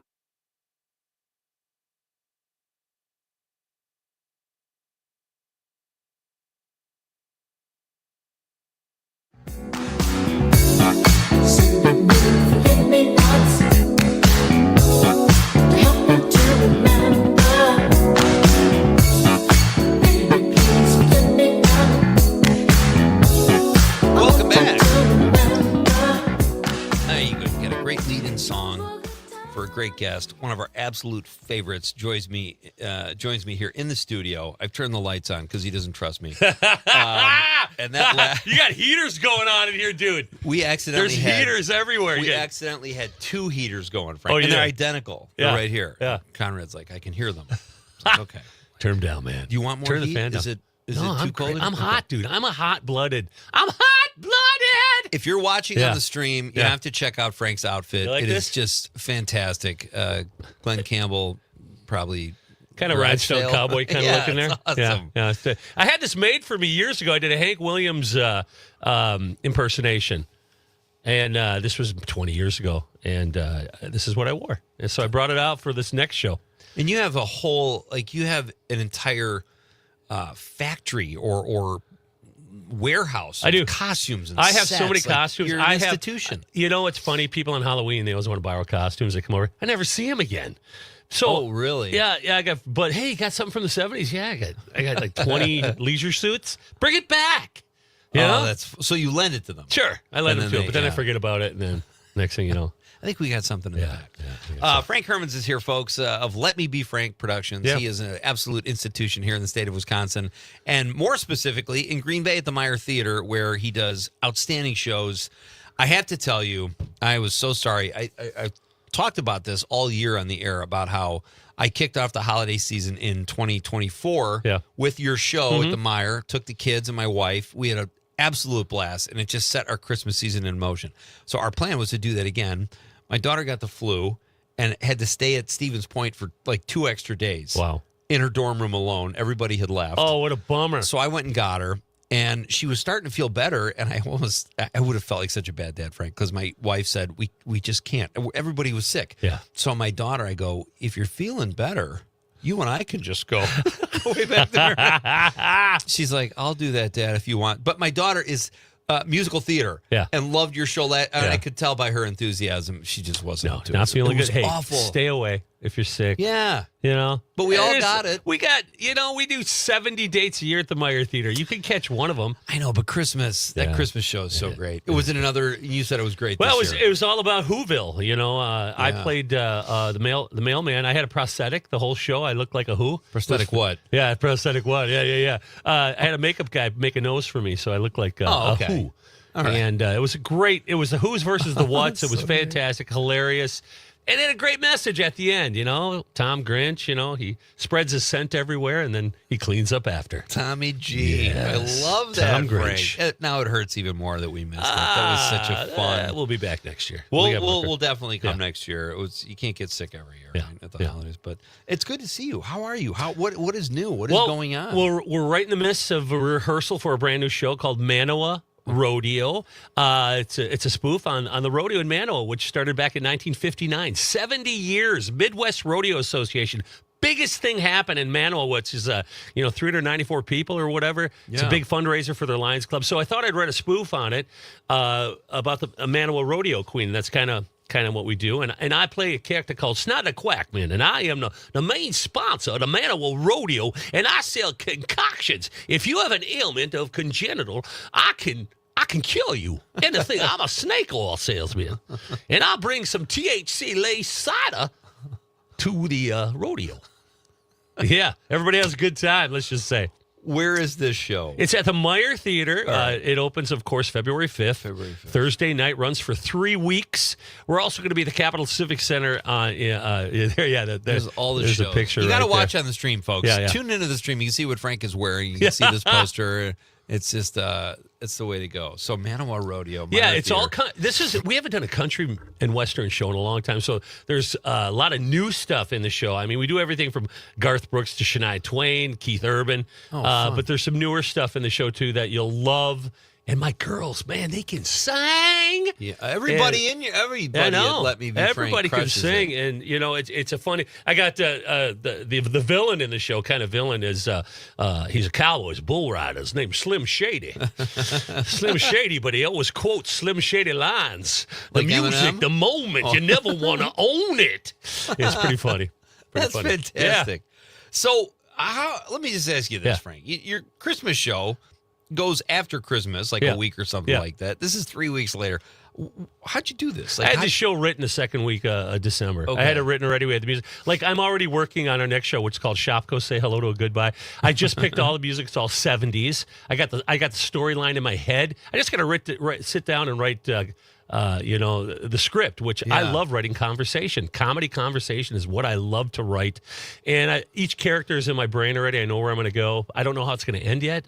Okay. Oh, I do know how it's going to end. Because Shopko closes, right? I'm going to give it out right So now. depressing. I Okay, know. so the manager of Shopko wants to save the store. So the big banner of the Shopko is behind, and he says, "Welcome to our new store." And then the banner comes down, Dollar General.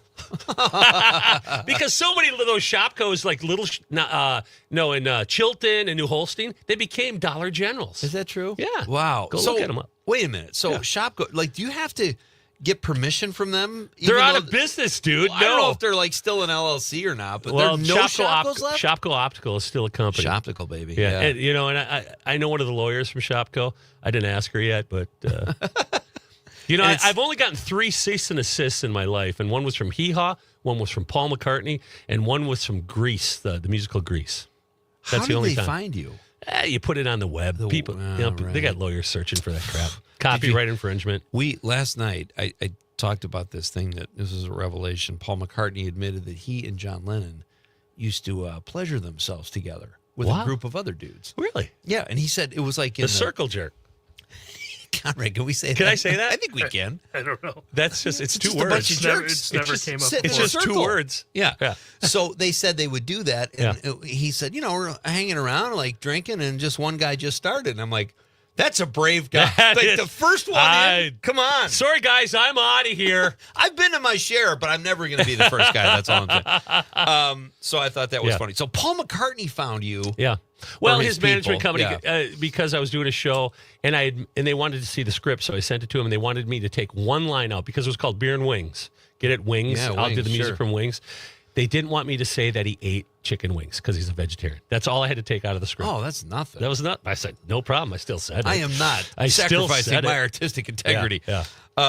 That's pretty cool. Yeah. So, all right. So, Shopko, say hello to a goodbye, B-U-Y-B-Y. Yeah. That's awesome. And you don't have to get, even Shopko Optical, they're not going to give you a hard time about that. We'll find out. You Haven't heard maybe anything yet. Looking down the barrel of your 4th cease and desist letter. Well, they don't use the same logo. Okay, so- that's an old one. Oh, that's Oh.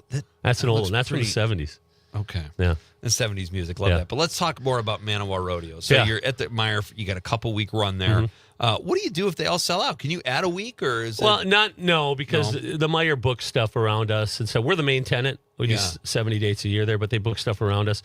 But there's ample room. I mean, the theater sits 1,000 people, and we got 12 shows. I mean, there's always room. We do have some buses coming in. In fact, Manawa, the Chamber of Commerce, Manawa, sending 2 busloads. Oh, sweet. Sweet. Yeah. So, but there's lots of room, and tickets are available at ticketstarronline.com or meyertheater.org or my cell phone number, 920-371-4070. That's so awesome. That's so give me a great. call.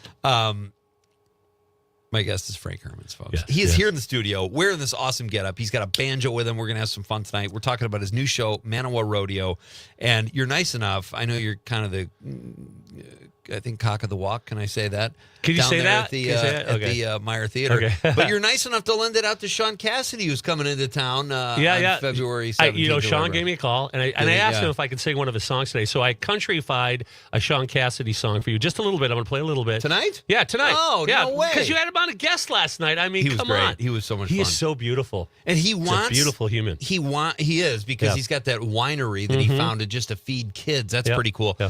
But he said his tour, he wanted old, beautiful theaters, and he's got the Meyer and he's got the Barrymore in Madison. So he's doing it. He's doing his tour. Yeah. So that's pretty cool. Okay, so Manawa Rodeo, February 5th through the 22nd. Second. Yeah, we had that. We end on a Sunday on a matinee at 1:00. And Nice. 12 shows to come to. And hey, you got to ask me my favorite Paul Newman movie, though. You haven't asked me that yet. It's on my list. Is it on right your there. list I there? just haven't gotten okay. to it yet. Oh, So what is your you Paul got to Newman? Cars. That's what Conrad said. Yep. Cars is Hudson. my favorite. His voice in there as the Edsel was Hudson Hawk. fantastic. He was out. Hudson Hawk, right? I'm getting Doc Hudson. Doc Hudson. Yeah, yeah. What's Hudson Hawk? That's a Bruce See, Willis I thought it'd be a movie. new one. I wasn't gonna say Ombre, but that's an Oh, old one wow. from 1967. Have you when- seen HUD? Yeah, I've never seen HUD. Yeah, I got to it's see okay. that. So It's okay. that's a Yeah. great one, though. Yeah, Thank yeah. you, Frank. Good stuff. Yeah. It's all So, about. tell us too. Let's talk about another very important date you have because Frank plays all the big rooms. He's got the Meyer. We know that's a big, beautiful theater. You're also going to the Bayshore Arts Center in Marinette, Wisconsin this weekend. Pete's in Marinette, Christmas City, USA. And there's tickets still available. It's my tribute show. We call it our mini Las Vegas tour because normally we bring the show to the Plaza Casino in Vegas the last couple of years. We're not going this year. So we just played the Schwaba on PAC this last Saturday. And then this Saturday, of course, up in Marinette at the Bayshore Performing Arts Center. Beautiful venue, great sound. But you're going to see Elvis, Reba, Neil Diamond, George Jones, Barbra Streisand. We have the best Adele impersonator you will ever see. And, of course, Cher might make an appearance. We're hoping that she's going to be out. Did I say Barbra Streisand? I don't know if I said that yet. But and you got to see my wife as Reba. My wife looks and sounds awesome, just like Reba. Yeah. She's fantastic, and I would lots argue of comedy that in Amy the has show. a better voice than Reba. You know what? What do you say about that? I think she does because she's so versatile. Yeah. She also does impersonations of Connie Francis, Dusty Springfield, and Brenda Lee. So she can change her voice. She's got one of those manipulable voices, like where she can do impersonations and stuff. Yeah. And she's just fantastic. That's so great. Yeah.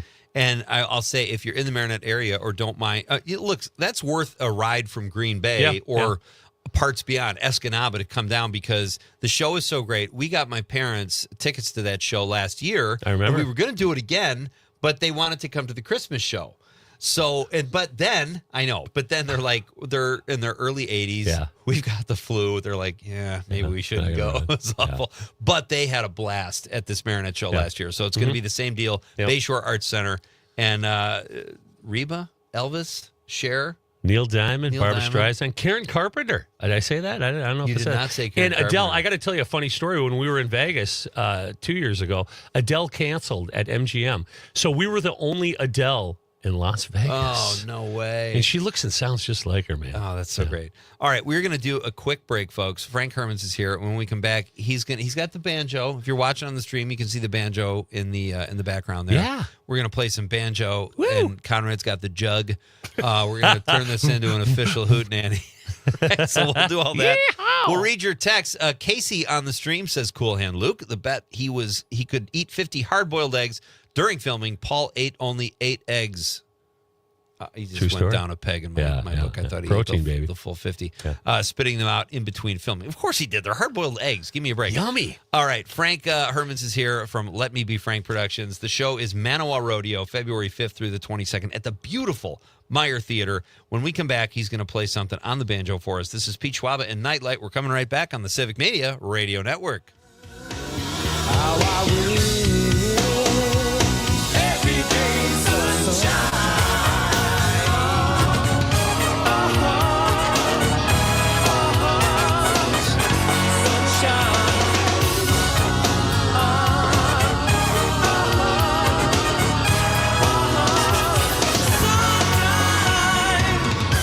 If we could fly away on wings to a place where all could be true,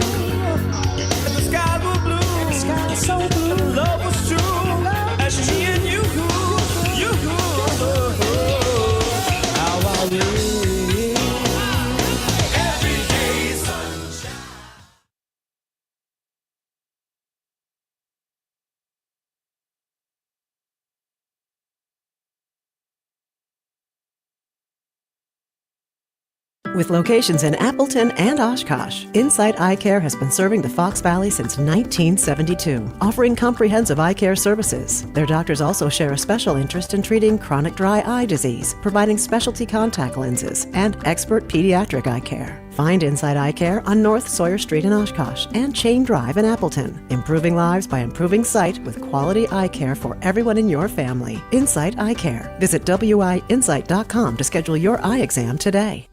Hey, it's Amanda, and we all know that Northeast Wisconsin has some of the best events around, but trying to find them all can be tricky. So here at WGBW, we decided to do the work for you. Prevent boredom on any night by going to WGBW.fm and click events in the top right corner. You'll never have to spend forever scrolling to find out what's going on in your area. And if you got an event to share, hit us up by emailing info@WGBW.fm, bringing you local news and timeless hits while giving you the 411 on what's happening in New Wisco.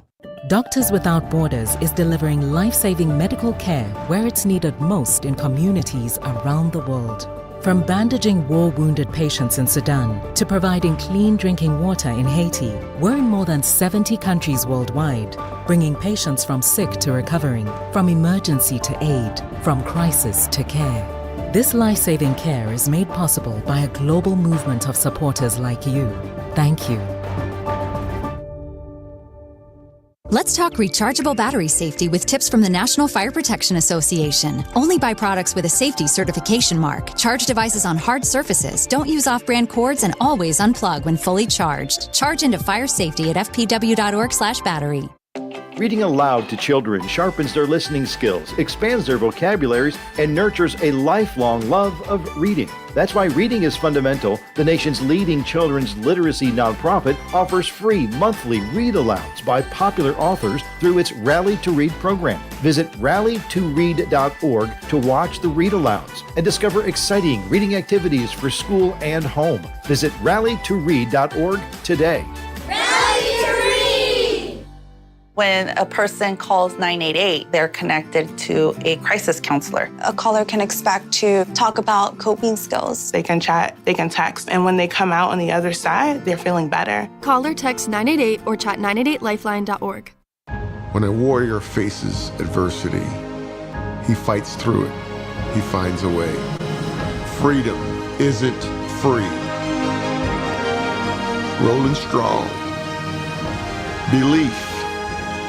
Believe you can, and you will.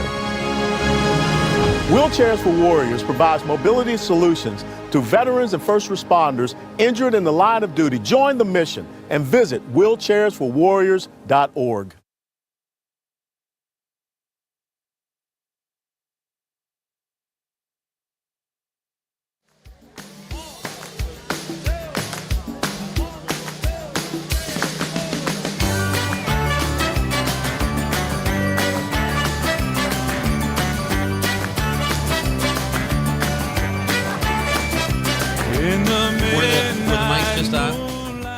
Okay, good. Welcome back, folks. This is Nite Lite with Pete Schwaba. We are jamming through a Tuesday night here. Heather Heil coming up in Act 3 at 7:20. Right now, we've got our pal Frank Herman's in here, he's got a new show, Manawa Rodeo, February 5th through the 22nd at the beautiful Meyer Theater right down the street here in downtown Green Bay. Just an absolutely gorgeous venue. If you've never been, you have to go. Well, it was opened up on Valentine's Day, 1930, and it was the last Fox Theater built. And they built it with that Mediterranean style, that old-fashioned look. And tell you what, when they redid it in the 80s, they put $10 million into it, ripped all the walls off, put all the gilded gold back on. The pipes were busting back in the 80s because it was a picture. It was called the Bay Theater. They had 3 theaters, and I remember going there as a kid. In fact, I broke a bottle of Jack Daniels one time. We were drinking at it. The poor people in that. I don't even a movie that smelled like liquor. But it's a beautiful. We're so lucky. It's this is our 19th year at the Meyer. It's our 27th season, but our 19th year at the Meyer. It's got Theater. all these ornate, the attention to detail when they built it. I love when you're on the upper level, mezzanine, the balcony, mezzanine, and you go and there's these little foyers or places, these little nooks, and I just want to go sit there. Yeah. Even though I have no reason to do that because that's what it was like back in the day. Sure. Beautiful, beautiful space. Yeah. They kept it nice. You're going to play something for us. I'm going to. Since you had Sean Cassidy here, who's a personal friend of mine. Okay. Just kidding. I thought I'd countrify one of his songs. What do you think? I love it. Made him on a Monday and my heart stood still. Da-do run, run, run, da-do run, run. Somebody told me that his name was Bill. Come on! Da-do run, run, run, da-do run, run. Yeah, my heart stood still. Yes, his name was George. And when he walked me home, da-do run, run, run, da-do run, run.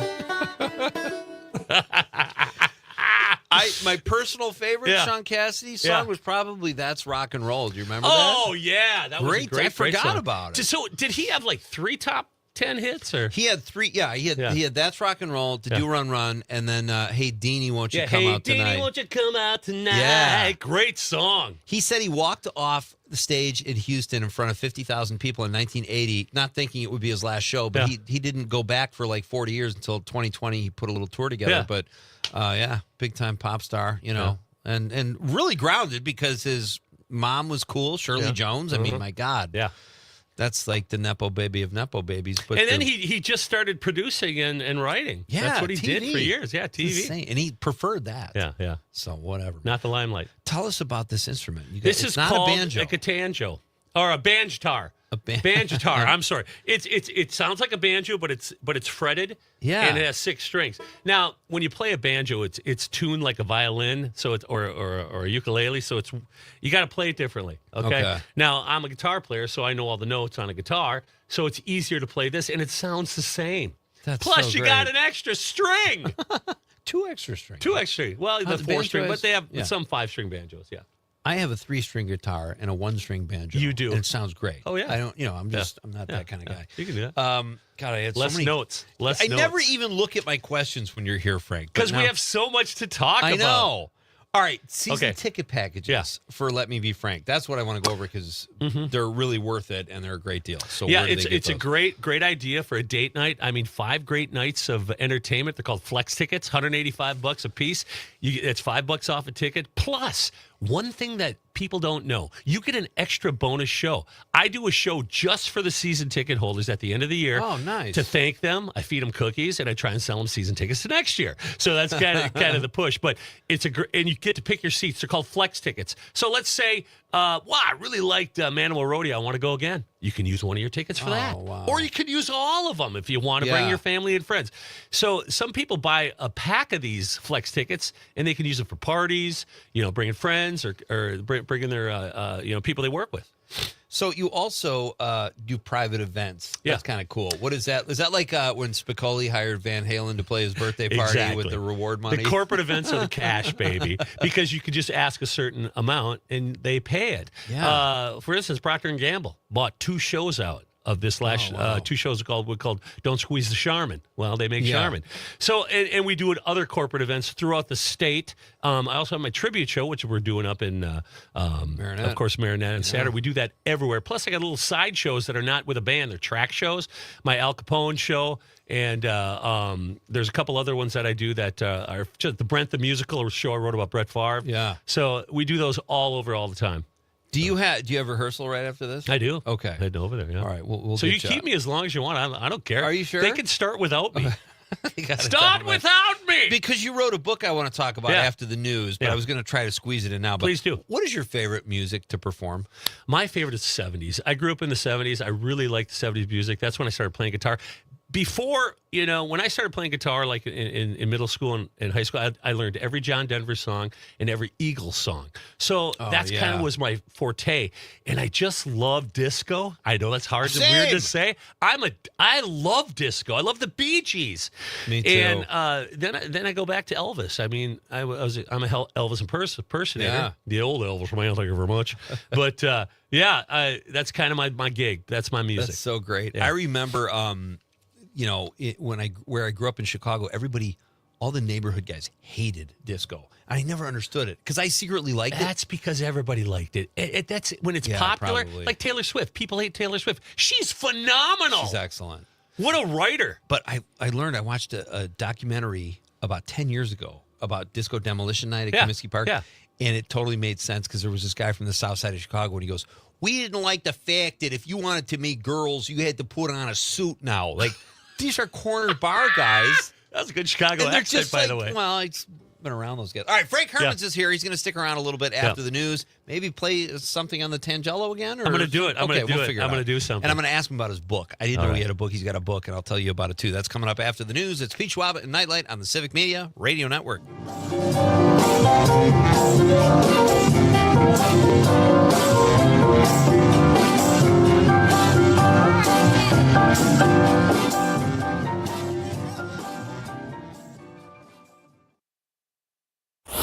If it happens in Wisconsin, you'll hear about it on the station with local news and timeless hits. 97.9 FM, WGBW, Denmark, Green Bay. ABC News, I'm Dave Packard. Following the weekend shooting death of ICU nurse Alex Preddy by federal agents, White House border czar Tom Homan is President Trump's new point man for the immigration crackdown in Minneapolis, replacing Greg Bovino.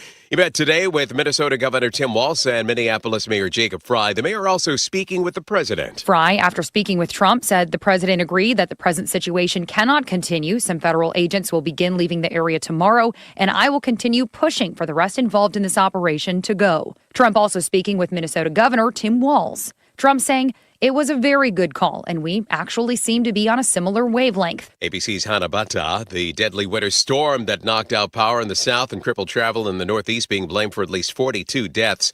TikTok settling a major social media lawsuit ahead of a landmark trial. The suit claims social media companies, including TikTok, Meta, and YouTube, have engineered their platforms to addict children. This is ABC News. A first-of-its-kind lawsuit has been filed by the families of two men who are believed to have been killed in a U.S. boat strike. ABC News national correspondent Stephen Portnoy. The wrongful death lawsuit has been filed in federal court in Massachusetts by the ACLU on behalf of the families of two Trinidadian men believed to have been killed in mid-October. Their families say Chad Joseph and Rishi Samaru were fishermen who caught a ride on a boat that was struck by the U.S. At the time, President Trump posted that intelligence confirmed the vessel was trafficking narcotics. The lawsuit, which seeks unspecified damages, describes the two men's deaths as unjustified extrajudicial killings, murders on the high seas. Activists say Iran's bloody crackdown on nationwide protests has killed at least 6,100 people. Many others are still feared dead. The aircraft carrier USS Abraham Lincoln is now steaming toward the region. The Iranian government says any U.S. military action will be answered. I'm Wayne Cabot, ABC News. You're a storyteller, negotiator, artist, innovator. Whatever your passion, whatever your skills, behind the scenes or in front, you belong here. A career in broadcast media. Local radio and TV stations in every town and city need someone like you. So do what you love and bring your talent to life. Your passion, your skills, your career. You belong here. Learn more at youbelonghere.media. Listen, retirement is the long game. We can't play about our future or our finances. Let's put ourselves in the right position. Start building your retirement plan at thisispretirement.org, brought to you by AARP and the Ad Council. My Alzheimer's diagnosis was hard to take. But early detection allowed us to take control of the situation together. Talk to your family about seeing a doctor. Go to alz.org/time to talk. A message from the Alzheimer's Association and the Ad Council.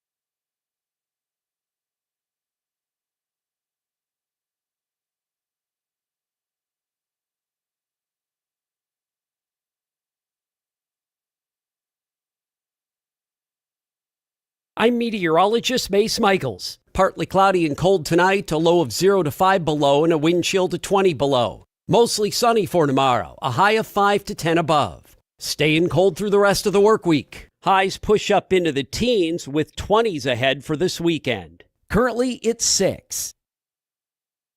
I'm Angela Bassett.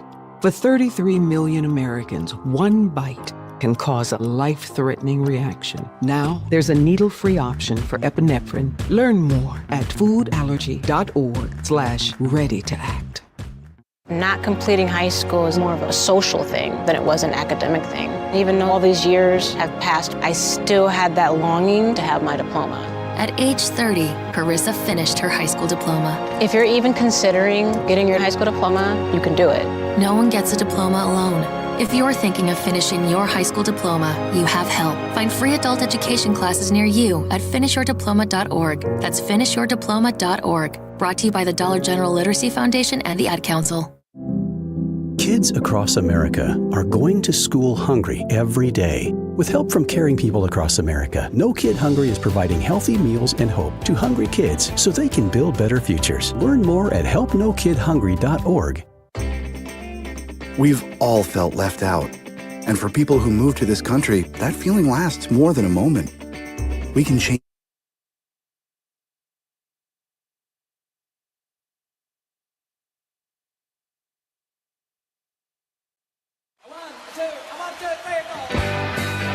Broadcasting live from the Civic Media Studios in Green Bay, this is Nite Lite with Pete Schwaba, your inside source on everything entertainment from Wisconsin to Hollywood.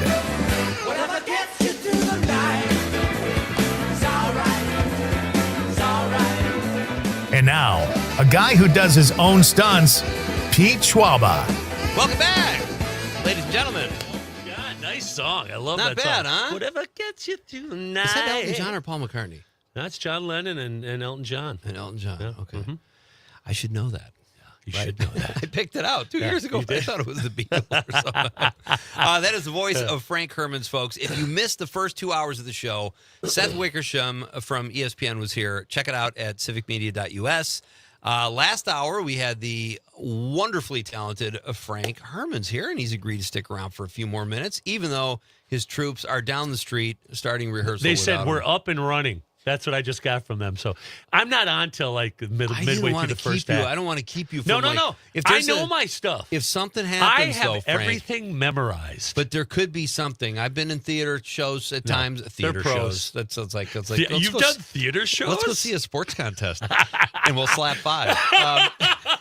Slap five. But they're gonna blame me. They're gonna blame me for it. No, I don't need this. that. This is free press, Pete. You got the whole family. We got thousands and thousands of people listening right now. That's true. Yeah. The show is growing, and it is great to have you here, buddy. Statewide, baby. Heather Heil will be here at 7:20, folks. She is the business director. She is the director of business development at the Green Bay Children's Museum. She's going to tell us about everything going on there. But let's savor our time with Frank. By the way, our question of the night is, what is your favorite Paul Newman movie? Frank said Cars. Conrad said Cars. I said Slapshot and The Sting, but I could have easily said Cool Hand Luke, Cars. They're all great. Oh, yeah. He is fantastic. Most beautiful eyes in show business. Thank you. Oh, Paul Newman. You're talking about Paul Newman. Yeah, that's fine. I thought you meant Conrad. Conrad's gazing. Beautiful eyebrows. You know what it's like sitting here gazing into his fiery eyes every night when I'm trying to stay focused on the show? Hard. I can close my eyes. That's fine. Hey, we got a text from Anna from Madison saying, "I love Frank." Oh, thanks. Who Anna. doesn't? Thank you. I love you too, man. Thank you, Anna. Anna. It's worth a road trip. Do you ever get down to Madison? You know, I've done a few shows in Madison over the years, but we don't get down there a lot. Yeah. And I'd love to get down there more. Yeah. You know, there's a beautiful theater there right downtown. What is it called? Gosh, Paramore? Yeah. Love that. I'd love to do that joint. But it's got to be also, I'm sure you want to go to Madison or Milwaukee or Wausau or wherever, but like you got such a... You don't ever have to leave Green Bay. I do have a great gig here. It's you know, I pinch myself. 27 years we've been doing this. I started it out as a whim. Didn't think that I'd be doing this as a living. I don't really work, Pete. No, I know. I tell jokes. I play guitar, and I get do to fun see voices. my kids do fun voices like Snot the Quackman. Yeah, but I have fun, and it's a good time, and it's professional theater. Everybody that works for me is top-notch performer in the state. You got a whole troupe that you employ. Yes. That's impressive. Yeah, 13 people we employ. That's insane. Yeah. That's so great. You also have this outstanding family that's very, are they in the show? Oh, I know your wife, Amy, is, but are any of your kids in the show? Very musical. In fact, my son, I can't give out any information, but he may be in L.A. on a show in February, but we can't announce anything yet. So, okay, well, when you do, I will let you know. You can have him as a guest too. All right. And then my son Harrison, 14-year-old phenom, plays guitar, piano, drums. He's just proficient at everything, and he's had the lead in the musical at the Brilliant High School, and he's one of the leads in the play. And he does my shows every summer. In fact, in the Dingaling Brothers Circus, he's the world's largest baby. That's what he plays. Yeah, Harrison. Harrison was on this show, Conrad. I don't know if you remember. About a year ago, played Dear Prudence. Yeah. When your kids, they're all musical. That's great. But did you have to force them? No, not at all. Just in the genes. In the genes. Harrison was playing drums in time when he was 12 months old. In time with beat. That is nuts. And then it got him his first kit when he was 2. The kid's amazing. And then my son Jack can hear music, go to the piano and play it. Wow. And Vivian, my 10-year-old, can sing like her mother. If you haven't heard Amy sing, she's just phenomenal. We have a very loud house. I bet you do. There's stuff going on all the time. So, all right, I wanted to ask you because this is interesting. I didn't know this. This flew under my radar. This is probably your 10th time on the show. Mm-hmm. You're one of the regulars here. We love having you as much as we possibly can. You have a book out, Frank. Yeah. 10 years old. I didn't know about this. Tell us about Simply Frank, the story behind the man, the brand. Yeah. And it got cut off on my... It's called Simply Frank. In fact, we were number 42 on the Amazon list at one time. Yeah.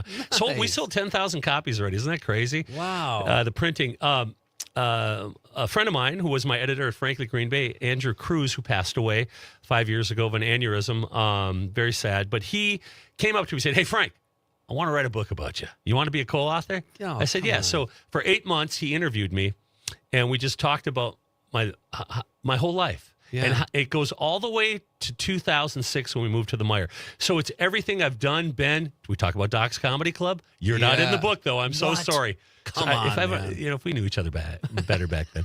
But it talks about all the trials and tribulations when we got to here, and the progression of Let Me Be Frank's to becoming a statewide place that people come from all over the state to see our shows now. And at that point, when the book was done, I think I'd written like 70 shows. Now we've written over 158 since then. Jeez.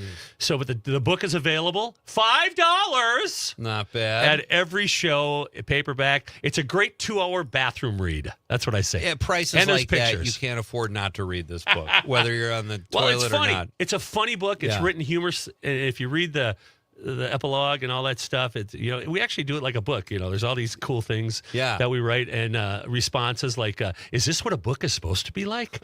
Best book I've read since the last one.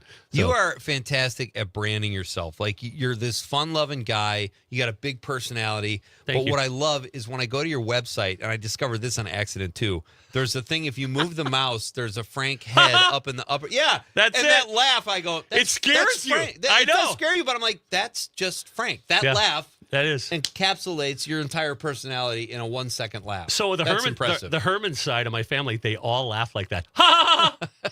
It is annoying at Christmas or whatever.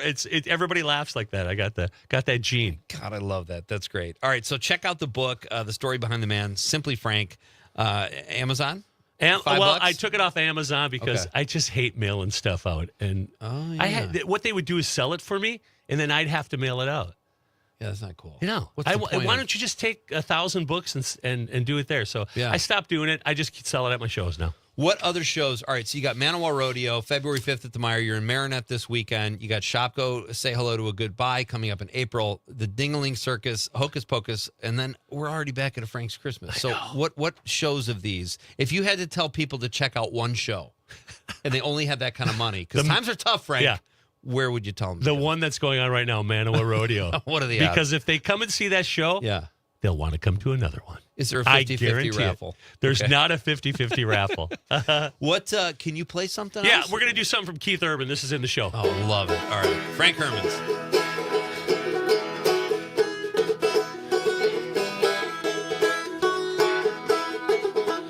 There's a new wind blowing like I've never known, and I'm breathing deeper than I've ever done, and it sure feels good to finally feel the way I do. I want to love somebody like you. I'm letting go of all my lonely yesterdays. I've forgiven myself of the mistakes I've made. Now there's just one thing, the only thing I want to do. I want to love somebody like you. Yeah, I want to feel the sunshine shining down on me and you. When you put your arms around me, you let me know there's nothing in the world I can do. I used to run in circles going nowhere fast. I'd take a one step forward and up two steps back. Couldn't walk a straight line, even if I wanted to. I want to love somebody like you. Yeah, I want to feel the sunshine shining down on me and you. When you put your arms around me, baby, there ain't nothing in the world I can do. Sometimes I've thought for me to understand, but you're teaching me to be a better man. Couldn't want a great life, even if I wanted to. I want to love somebody like you. That's awesome. Woo! Is that in Manawa Rodeo? That's in Manawa Love Rodeo. it. But we got a whole band playing, Yeah. that whole song that plays way better than I do. I find that hard to believe. Frank, when you go to places like Marinette or when you take your show on the road, do you have a preference? I mean, obviously the travel adds something to it, but where do you prefer? Are there different crowds when you travel? You know what? Every crowd is different, and I always got to check if it's a dirty crowd or a clean crowd. You know how when you're a comic, you just you slide one, see how it goes. So you start off with the bear hunting joke, you and then just see start what a little bit if they wanted a bluer show or not. And I got to tell you, it's pretty consistent everywhere we go. Of course, our shows are usually skewed a little bit more adult. Okay. For our I guess our demographic is 40+ women. That's who comes and sees our show. Because we're playing 70s, we're playing 80s, and some 50s and 60s. So, it's an adult crowd. Now, Christmas, what I do at Christmas, squeaky clean. Squeaky clean. But there's always innuendos in my show, never swearing or anything. Right. But it's Saturday Night Live is what it is. Yeah. But it's Saturday Night Live from the 70s is what it is. Okay. Kind of how I explain it every time. When do you have to have that hat back to Kid Rock? Don't say that. It's funny. My brother got me this hat like 10 years ago. I never wear it. So I went and got it out of the costume closet just for. Is it Mike? Yeah, my brother Mike. Yeah. He's the one that tried to get me fired from Doc's. No, I'm just kidding. Last thing for you, Frank. Will the Packers be back next year? And do you have a Super Bowl prediction? I tell you what, it was a crazy year this year. I think what's going on with the new defensive coordinator, I think we need a new guy at special teams. I'm sorry, he's got to go. But what I like is that this new defensive coordinator was a head coach. He can cover some of those duties that LaFleur maybe was overlooking, and LaFleur can be more of an overseer. That's what I want to see. We got the best quarterback in the league. We got the top defensive end, and Jacobs. I mean, he's one of the best running backs, and we got the receivers. Right. What else? We need offensive linemen. So that's what's going to happen in the draft. Right now, I'm telling you, number one draft pick is going to be an offensive lineman, guaranteed. Okay. Or a cornerback. That's Frank Herman's prediction. And it would be funny if the special teams coordinator was on the phone about to order Rick Masashi, tickets give me a call to right Manawa now. Rodeo. I got to tell you. You say that. He's like, you know what? Yeah. Here's what I think of No you, Frank. tickets. No tickets. Binge watching. Anything good? We got about 30 seconds. Yeah, right now I'm watching Blackwater, and I just am into the Night Manager, second season. Oh, yeah. Fantastic. Hiddleston is one of my favorite actors. I got to watch the 2016 version of Night Manager. Fantastic. I watched that, too. I haven't started the second season Oh, yet. I it's stumbled so onto good. it. It is good. And Roper, should I tell you a little bit? I won't tell you. The guy who plays the bad guy? But I thought okay. Oh, he comes back. All right, no spoilers. No That's spoiler. awesome. Spoiler. Frank Herman's, ladies and gentlemen. Thanks, Check out Pete. Manawa Rodeo February 5th at the Meyer Theater. We are coming right back with our pal Heather Heil. Knock him dead, Frank. Break a leg. Thanks, buddy. Pete Schwaba, Nite Lite, Civic Media Radio Network. That's where it's at. Go to the basement. That's where it's at. Go to the basement. That's where it's at.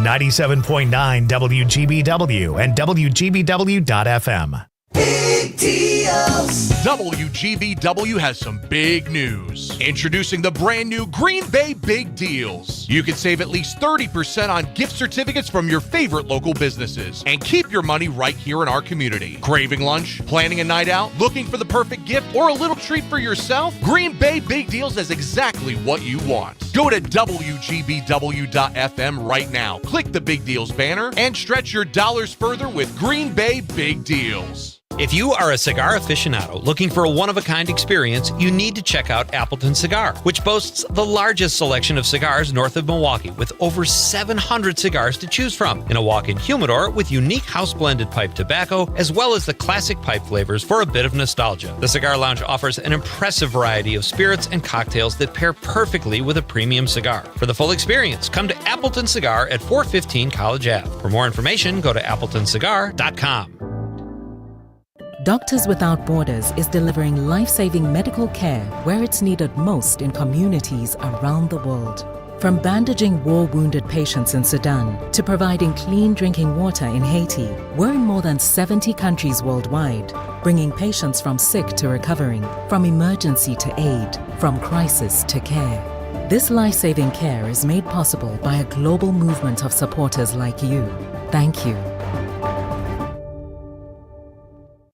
Every 15 seconds, someone is diagnosed with cancer. If it's happened to you or someone you love, the American Cancer Society can help at every step of the journey. Visit cancer.org today. Reading aloud to children sharpens their listening skills, expands their vocabularies, and nurtures a lifelong love of reading. That's why Reading is Fundamental, the nation's leading children's literacy nonprofit, offers free monthly read-alouds by popular authors through its Rally to Read program. Visit rallytoread.org to watch the read-alouds and discover exciting reading activities for school and home. Visit rallytoread.org today.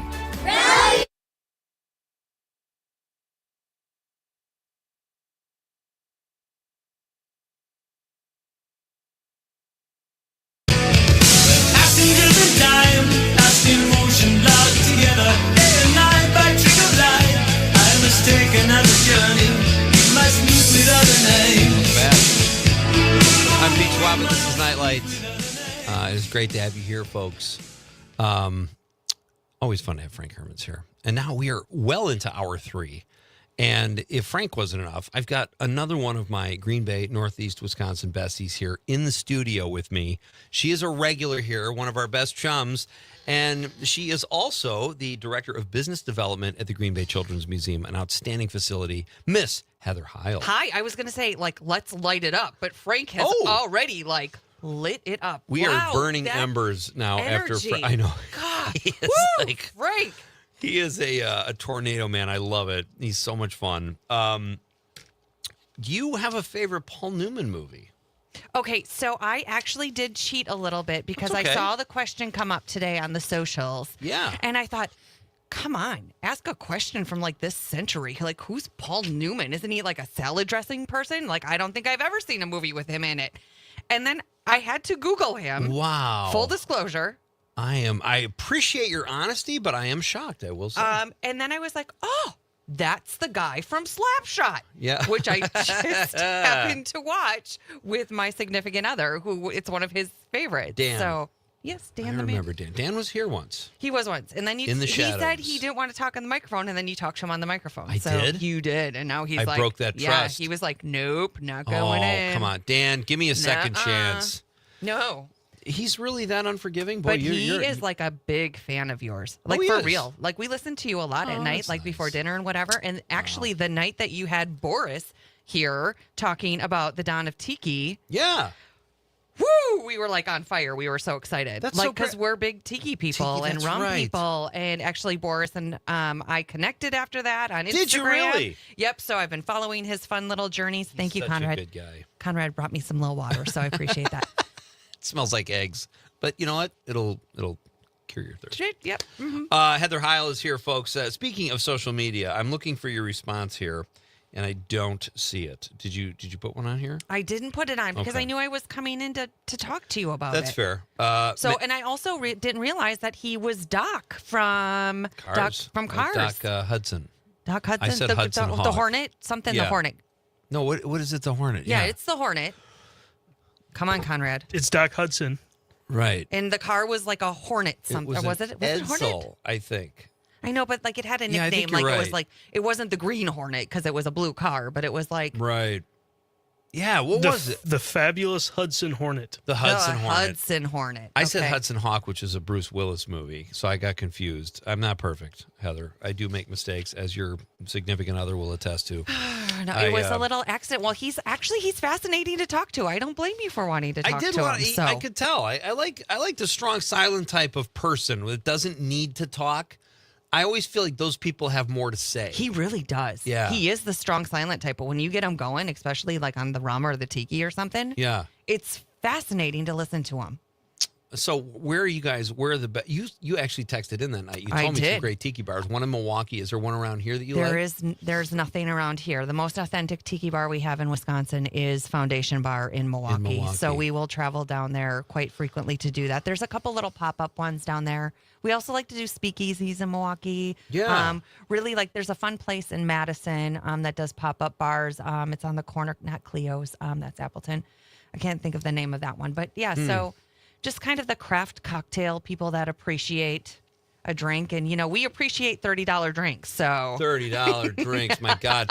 What constitutes I feel like that's what we're a paying. tiki bar? What makes it a tiki bar? Is it the tiki? Or Well, tiki is technically escapism. So when you think of like the raffida and like frozen drinks, that's really not a tiki bar. It's a form of tiki. So an authentic tiki bar is typically really not well lit, very dark, has a lot of candles and stuff. Like not mood necessarily lighting? candles, but lighting. Very big into lighting, and again, just that craft cocktail with the tiki drinks and how they're prepared. And you're gonna wait, 20 minutes for your drink, and they have great food, and So I would. They're love all to known go. for craft cocktails, even the ones that started decades ago. No kidding. Yep. So like when you think of a traditional Mai Tai, if you put any type of orange juice or pineapple juice in it, that is basically a Hawaiianized Mai Tai, and that's really not a tiki Mai Tai. There should be absolutely no juice in there other than some lime. Yeah, I have to watch that documentary. I still haven't seen the documentary. It's so good. The Is it Dawn of really? Tiki is so good. Oh my God. I should have watched it that night because I had it right fresh in my head. I had it pulled up on my computer. Now I got to track it down, but I will. We 'cause I do watched wanna it in see Milwaukee. We went to the Oriental Theater in Milwaukee and watched it. And two of the film producers were there and talked about the sweet. making of it. It was totally up your alley. We gotta hang out more. It's embarrassing. I know. Well, I ask you to come on the show every week, and you're always like doing this and doing that. You're I know, like- I've got you're like- stuff to You're do. like a socialite in Green. Is that a derogatory term? A socialite? No, I don't think so at all. Okay. I Just like means you're social, right? love this community, and I love to participate in this community and enjoy the people and learn what we're doing. And how we can be better together. You said you met Frank Herman's 31 years ago. 31 years ago. I did the math in my car on the way here because I thought I was 19 years old when I met him, and he was an advertiser at the radio station that I worked for. He owned a little sports pub across from the railroad tracks. That was his line. Yeah. How do you, that's pretty good, Frank, by the way. Where did you come from? Because you love this community, but you're not originally from here. No, I have been in broadcasting since I was 16 years old. Yeah. And went to school at Winona State, and a job opened up here in Green Bay full time. So it moved me to Green Bay, and I just met the most amazing humans in that first job, who I am friends with all of that core group of people to this day. And here I am. And now I'm, helping with kids and education and all of the fun stuff with that. You're doing an outstanding job. We're going to talk about a really cool engineering contest coming up next. We're going to break for the news. Matt Kassane says, so many. Slapshot, The Verdict. The Verdict is another great Paul Newman one. Richard Vargas says, cool hand. Luke, always. Vince Moranto, wow, so many. Luke, the Hustler, Slapshot, just off the top of my head. We are coming right back after the news. Heather Heil is here, ladies and gentlemen, and we've got a quiz, a quick one. We'll see if we have time for it. It's Pete Schwaba and Nite Lite coming right back. Yes, you're jumping on a fast train. Jumping on a fast train.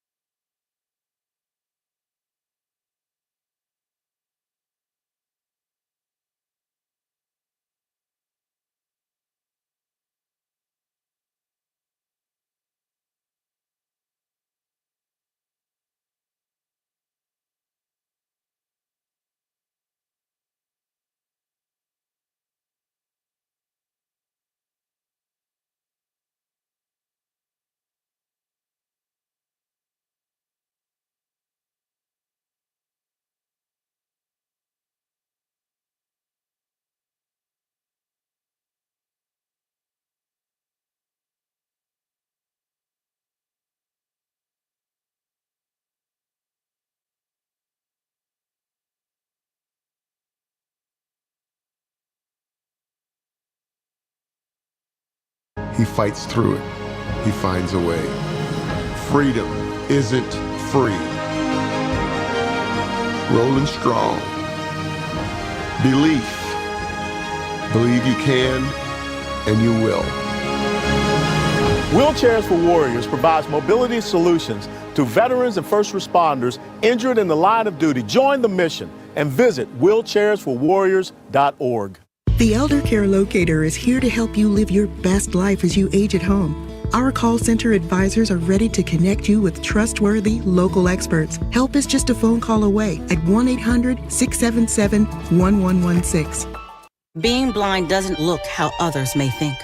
Retinitis pigmentosa aimed to overwhelm my family. It tried to cut me down. I know where to find support. Learn more at fightingblindness.org, a public service message from the Foundation.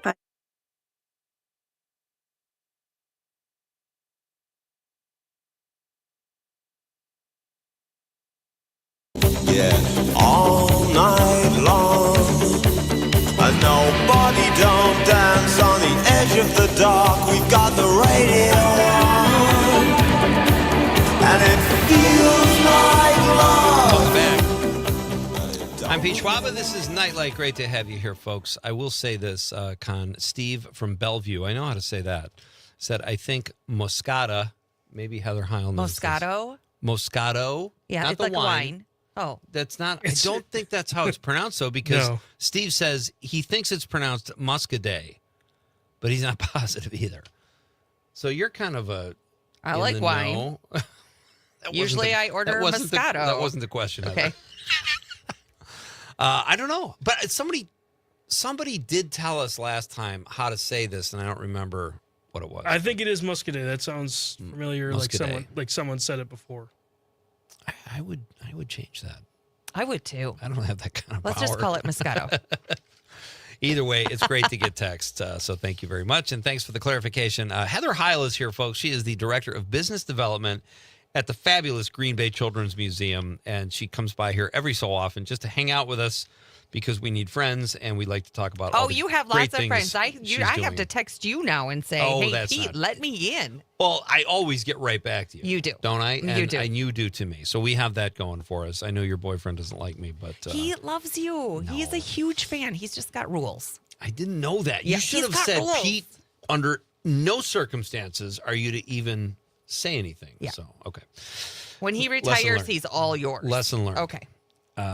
When did this turn into a round of speed dating? I don't know what is that. I don't know what's happening. Let's talk about this fabulous engineering contest Yes. that we are having at the Children's At Museum. the Children's Museum. Okay. And I'm most excited about Yeah. this contest, the prizes for this thing. So Okay. basically, we have sponsors who have underwritten the prizes that include camps at MIT, Whoa. 3D printers, museum memberships, and I'm talking multiple things for the Okay. winners of these contests. So how do you get your child involved? How do you get your grandchild involved? How do you get your niece? How do you get Yeah. your nephew involved?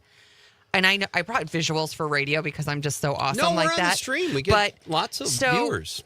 Through our sponsors, they helped us create these kits. They are 100% free. You come to the Children's Museum, you pick one up. Okay. You build a bridge with the materials inside of this bag. So An actual I bridge. have some examples here. So we have one that actually like someone with brains did, and then we have like mine. Which is like what kind of you bridge can like is that? Is it- fly it, or it's more like a teeter totter. I It's don't like even like stick people know square dancing. I don't know is what this even is. happening. But the goal for the bridge is, and you can work with a partner if you want to, but you can only have one kit between the two of you. We Okay. are looking for children who are in 2nd to 5th grade or 6th to 8th. So those Okay. are the two categories to put them in different levels. And then we will take weights and measure them on how strong your bridge actually can stand up. I'm not even going to put them on mine because I know that it will crush it. And Please I try need to it. do it Come for on. some TV later to just crush You're it. doing TV later?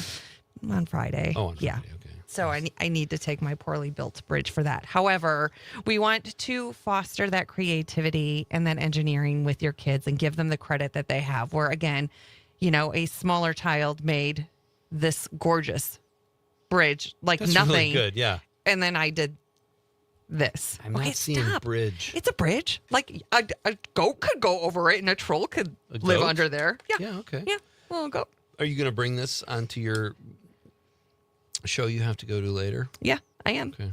But it's Friday. I thought you were like leaving here and doing Fallon or something. Well, maybe I will. You just never know. Fallon with my popsicle sticks. So, all right. So this is on brand for him. So tell us what else. So this is spectacular. Am I too old for this? You are too old for All this, right. but if you're interested in maybe judging, you could come to the museum and Yeah. help us judge for that so that you can still pick up. Again, free. The kit is Yeah. free. You put it together. You come to the museum. Now, parents, if you're helping your kids with this, you're not going to be with your child when they're explaining to the judges what they did. So just know Okay. The helicopter parents have to. the judges will know Okay. how much work the child really did on the bridge. Right. And then you come to the museum for that judging on the first weekend in February, and you get to play in the museum. You can bring your entire family, so you get to play in the museum. You get to compete in this competition, and again, there will be people from MIT there. So this is legit. And that's the prize. You get to go to. You could go to MIT and go to one of their engineering camps this summer. Wow, that's how incredible is that? What an How'd you swing opportunity! this is you. This is business development. It is right? business Okay. development. One of our newly appointed board of directors is an alumni of MIT. I love that. And part of when they are onboarded onto the museum, I take them out for coffee and I understand what makes them tick. And she is very passionate about women, especially engineering, and giving opportunities to all children, and said, let's do a contest. This is so great, Heather. And I here love we this. are. So you can pick these kits up through this weekend. So we'll have them. The museum will be open till 5 o'clock on Sunday.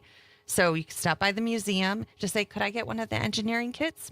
Boom. They'll hand you one. So they give it to you. You take it home. You build the bridge. You build the and then you bridge. bring it back. And then present it to the and judges. there's you do need to just register so we know that you're coming in that time slot in there Okay. on that weekend day. But you just go online and I'm Pete Schwaba. I'm building a bridge. I'd like to come on there. So we've pushed this back because of all of the media I'm doing with this. So okay. we're going to do it in those 2 days. Wait, which two? So we're going to do it on Saturday, February 7th. February 7th. Okay. And Sunday, February 8th. Super Bowl Sunday. Yep. Okay. That's excellent. Wow. How fun. Right? Good score. So this is kind of the stuff you do. It This is the great. stuff we do. So not only do I get to help you find out how you want to invest your money into the community, but I actually get to do the stuff. It's great. I love this. Green Bay Children's Museum. Tell us what else is going on there and where can people, is it free to get in? It is not free It to is not get free in. to get in, However, typically. Okay. play is the right of every child. So if you Yeah. come to our museum doors and say, hey, I need some help, we do have some funding that we can help you with that. I love So- what you just said. You said, and this is your motto on the website, where kids play to learn and parents learn to play. Correct. So it's interactive with kids and parents. It is. But parents do not build the bridges. Let your Parents, kids. yep, let them build the bridges. Was that your motto, where kids learn to play and play? I didn't come up with that. No, Okay. that was pre-existing before Okay. me. Hmm. All right. But it's pretty great, right? I love it. Yeah. I love everything about the Children's Museum. So you also have something, this is kind of funny. You have an exhibit called Under Construction. We do. And I was looking through all the exhibits and I saw Under Construction. I said, oh, this one's not ready yet. I won't ask her about that, but that's what it is. I know. The I under was like, construction exhibit that's under construction. Right, Yes. so tell me about that. That sounds fun. So a part of our capital campaign, which we are in the last $1.5 million of raising for that. So Wow. no donation is too big or too small. Okay. We don't want to get ourselves into a position where we're not able to build it. So we need to raise the money before we start building Sure. the building. But we've purchased all of our supplies for everything. All of our exhibits are at the exhibit builders, and one of them is about construction. So when we work very closely with NWTC, St. Norbert College, also with UWGB. The trades are being desecrated right now, Pete. Yeah, I When you and I went to college, or graduated high school, we were told, go to college, get a 4-year degree. No one said, go learn how to weld, learn how to be an electrician. Man, if I could go back, honestly, I would be a plumber. And I'm not even joking. Money, think about Yeah, if I know. you're... I know Yeah. they make a ton of money. I get that. And Because I know they're we need. specialized and they're amazing, and But they should. Could there be a halfway point between college and trades where you you know, I mean, you can learn critical thinking on your own, but you get so much more out of college. And I'm just a little skeptical of the anti-college movement and I'm not saying you're anti-college, but I like both. Obviously we need people with trades and they make good money. Well, and the trades will need to do that as well. So what we're finding, especially with NWTC, who is a technical college, that they're doing both. And a lot of companies are bringing, you know, students right out of high school. You're my apprentice. I'm going to give you on the job experience, but I want you to have a brain. I want you to know that critical thinking, so that they can set themselves up for further leadership and moving all of that forward. That's great. So, NWTC does really amazing stuff. They really do. And we know that children are learning when they're in their mother's womb. We know that. We know you should be reading to them, that all of those, always be reading.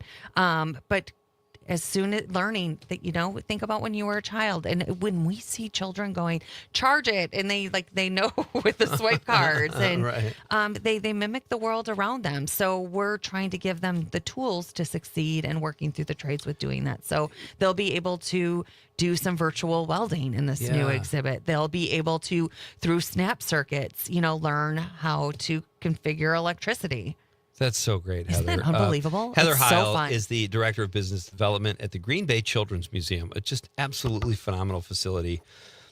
And one of their exhibits is under construction, but we won't go back over that. But it's under construction. What about the farmers market? That looks cool. Yeah, farmers market. So what we try to do with our farmers market is we try to mirror not only our community and things that are happening at our farmers market, but we also try to globally look at farmers market. So, you know, for a couple months, it might be if you were in Japan, what might you find at a Japanese farmers market? Interesting. Or if you were in Jamaica, what, you know, just different areas of the world of things that you would find.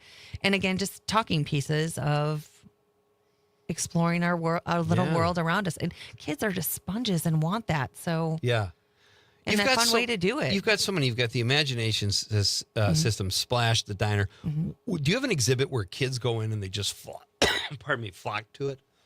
Honestly, so most exhibits, think about your kids growing up and their toys, and they just destroy their toys because they play with them so hard. Yeah. So exhibits lifespan is usually 5 years. Okay. We have one exhibit that is our digestive system, which they call the mouth. We talked about that. We've had that thing for 15 years now and just keep refurbishing it because it is such a favorite of the kids with health and wellness. And they climb in a mouth and they go down the esophagus in a slide and they climb through the intestines, and what goes in must come out. So they come out the back end and learn about all the fun vernaculars that goes along with digestion.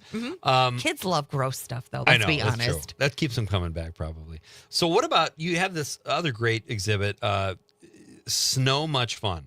Given how cold it is this winter, how much snow we've gotten, maybe something more tropical for next year? Line that up if you could. Well, here's the thing, though. With Snow Much Fun, which is going on all of this month at the museum, which is almost over. I can't believe it. It's been like 7,000 days this January. But we haven't been able to be outside a whole heck of a lot because it's been so cold. So we bring all of those activities inside. So like this past weekend, we had Bay Nordic ski team at the museum, and they brought skis so kids could try on skis and what they felt like and move around in them. We had indoor snowball fights. We had an indoor skating rink that they could slide around on their socks. So still be a part of the fun and burn the energy. Yeah, absolutely. So we have a you have a quiz for me. me. We have a quiz, but is there anything else? We got to do a break in about a minute, and I just want to say you've totally redeemed yourself. Thank you. Bridge that Heather built. She is a bridge builder. I'm a bridge builder, metaphorically and literally. But you know, I think love can build a bridge, my friends. Totally validated yourself after this. We're going to give you our quiz. This is a Green Bay Children's Museum quiz. Oh. So I'll show you the answers ahead now of time. I'm really nervous. We are coming back. This is Nite Lite with Pete Schwaba. Heather Heil is here, folks, on the Civic Media Radio Network.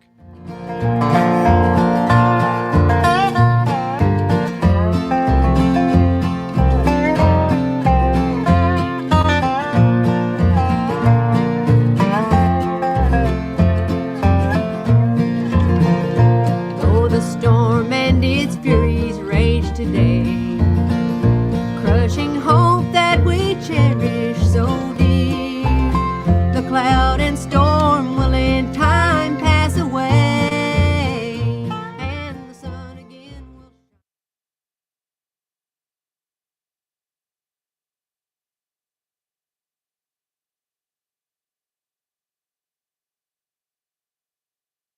Hey, it's Amanda, and we all know that Northeast Wisconsin has some of the best events around, but trying to find them all can be tricky. So here at WGBW, we decided to do the work for you. Prevent boredom on any night by going to WGBW.fm and click events in the top right corner. You'll never have to spend forever scrolling to find out what's going on in your area. And if you got an event to share, hit us up by emailing info@WGBW.fm, bringing you local news and timeless hits while giving you the 411 on what's happening in New Wisco.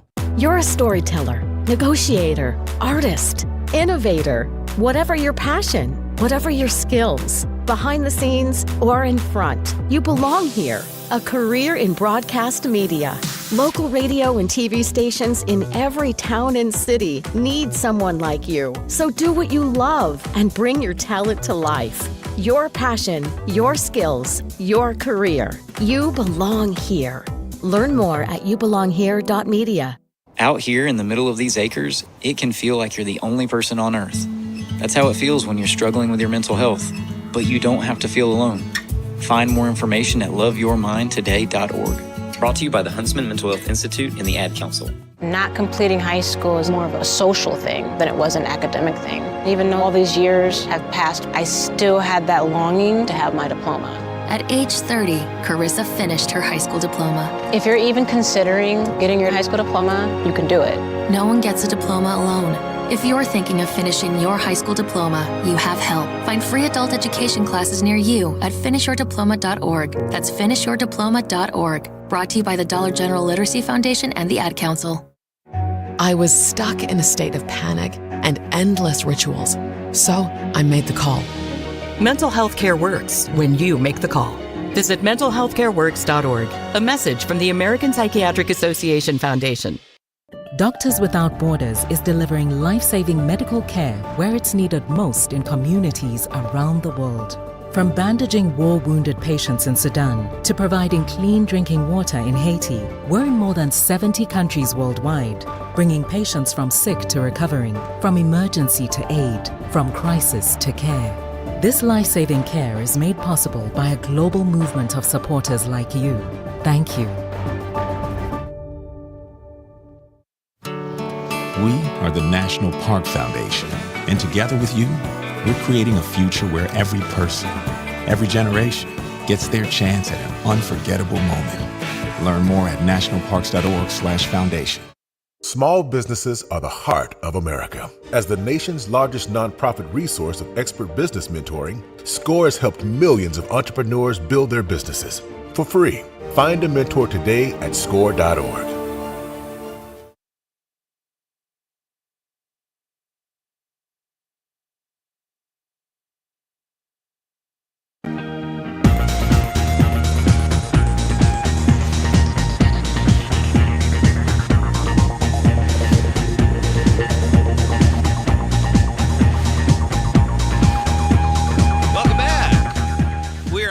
Here at Nite Lite on a Tuesday night. Great to have you with me, folks. Thank you for all your calls and texts tonight. I'd like to thank Seth Wickersham, senior ESPN writer and author of American Kings, a quarterback biography of the quarterback. It was great to talk with Seth. Frank Hermans was here in the studio, a whirlwind of entertainment. Great to connect with Frank as usual. And Heather Heil, one of our Nite Lite best chums, is here. Always fun to have Heather. Thank you so much. It is weird. Like, you have to follow Frank, and you're pretty mellow. Like, you're fun. You had a construction outfit on last time you were here. Yeah, I did. It's actually in my bag. I was like, I still have it here. Yeah. I thought you were actually going to jackhammer his the outfit studio. Was so great. Oh, it was so great. He had the fringy jacket, which had I known, I got fringy boots. I would have All right, so check out the Green Bay Children's Museum, folks. Outstanding stuff. Heather is the director of business development there. They have a great engineering contest coming up. Give us the details one more time. Yep. So students 2nd to 5th grade and 6th to 8th grade, absolutely free. Stop by the museum now through Sunday at 5 o'clock. We have free kits. You pick them up.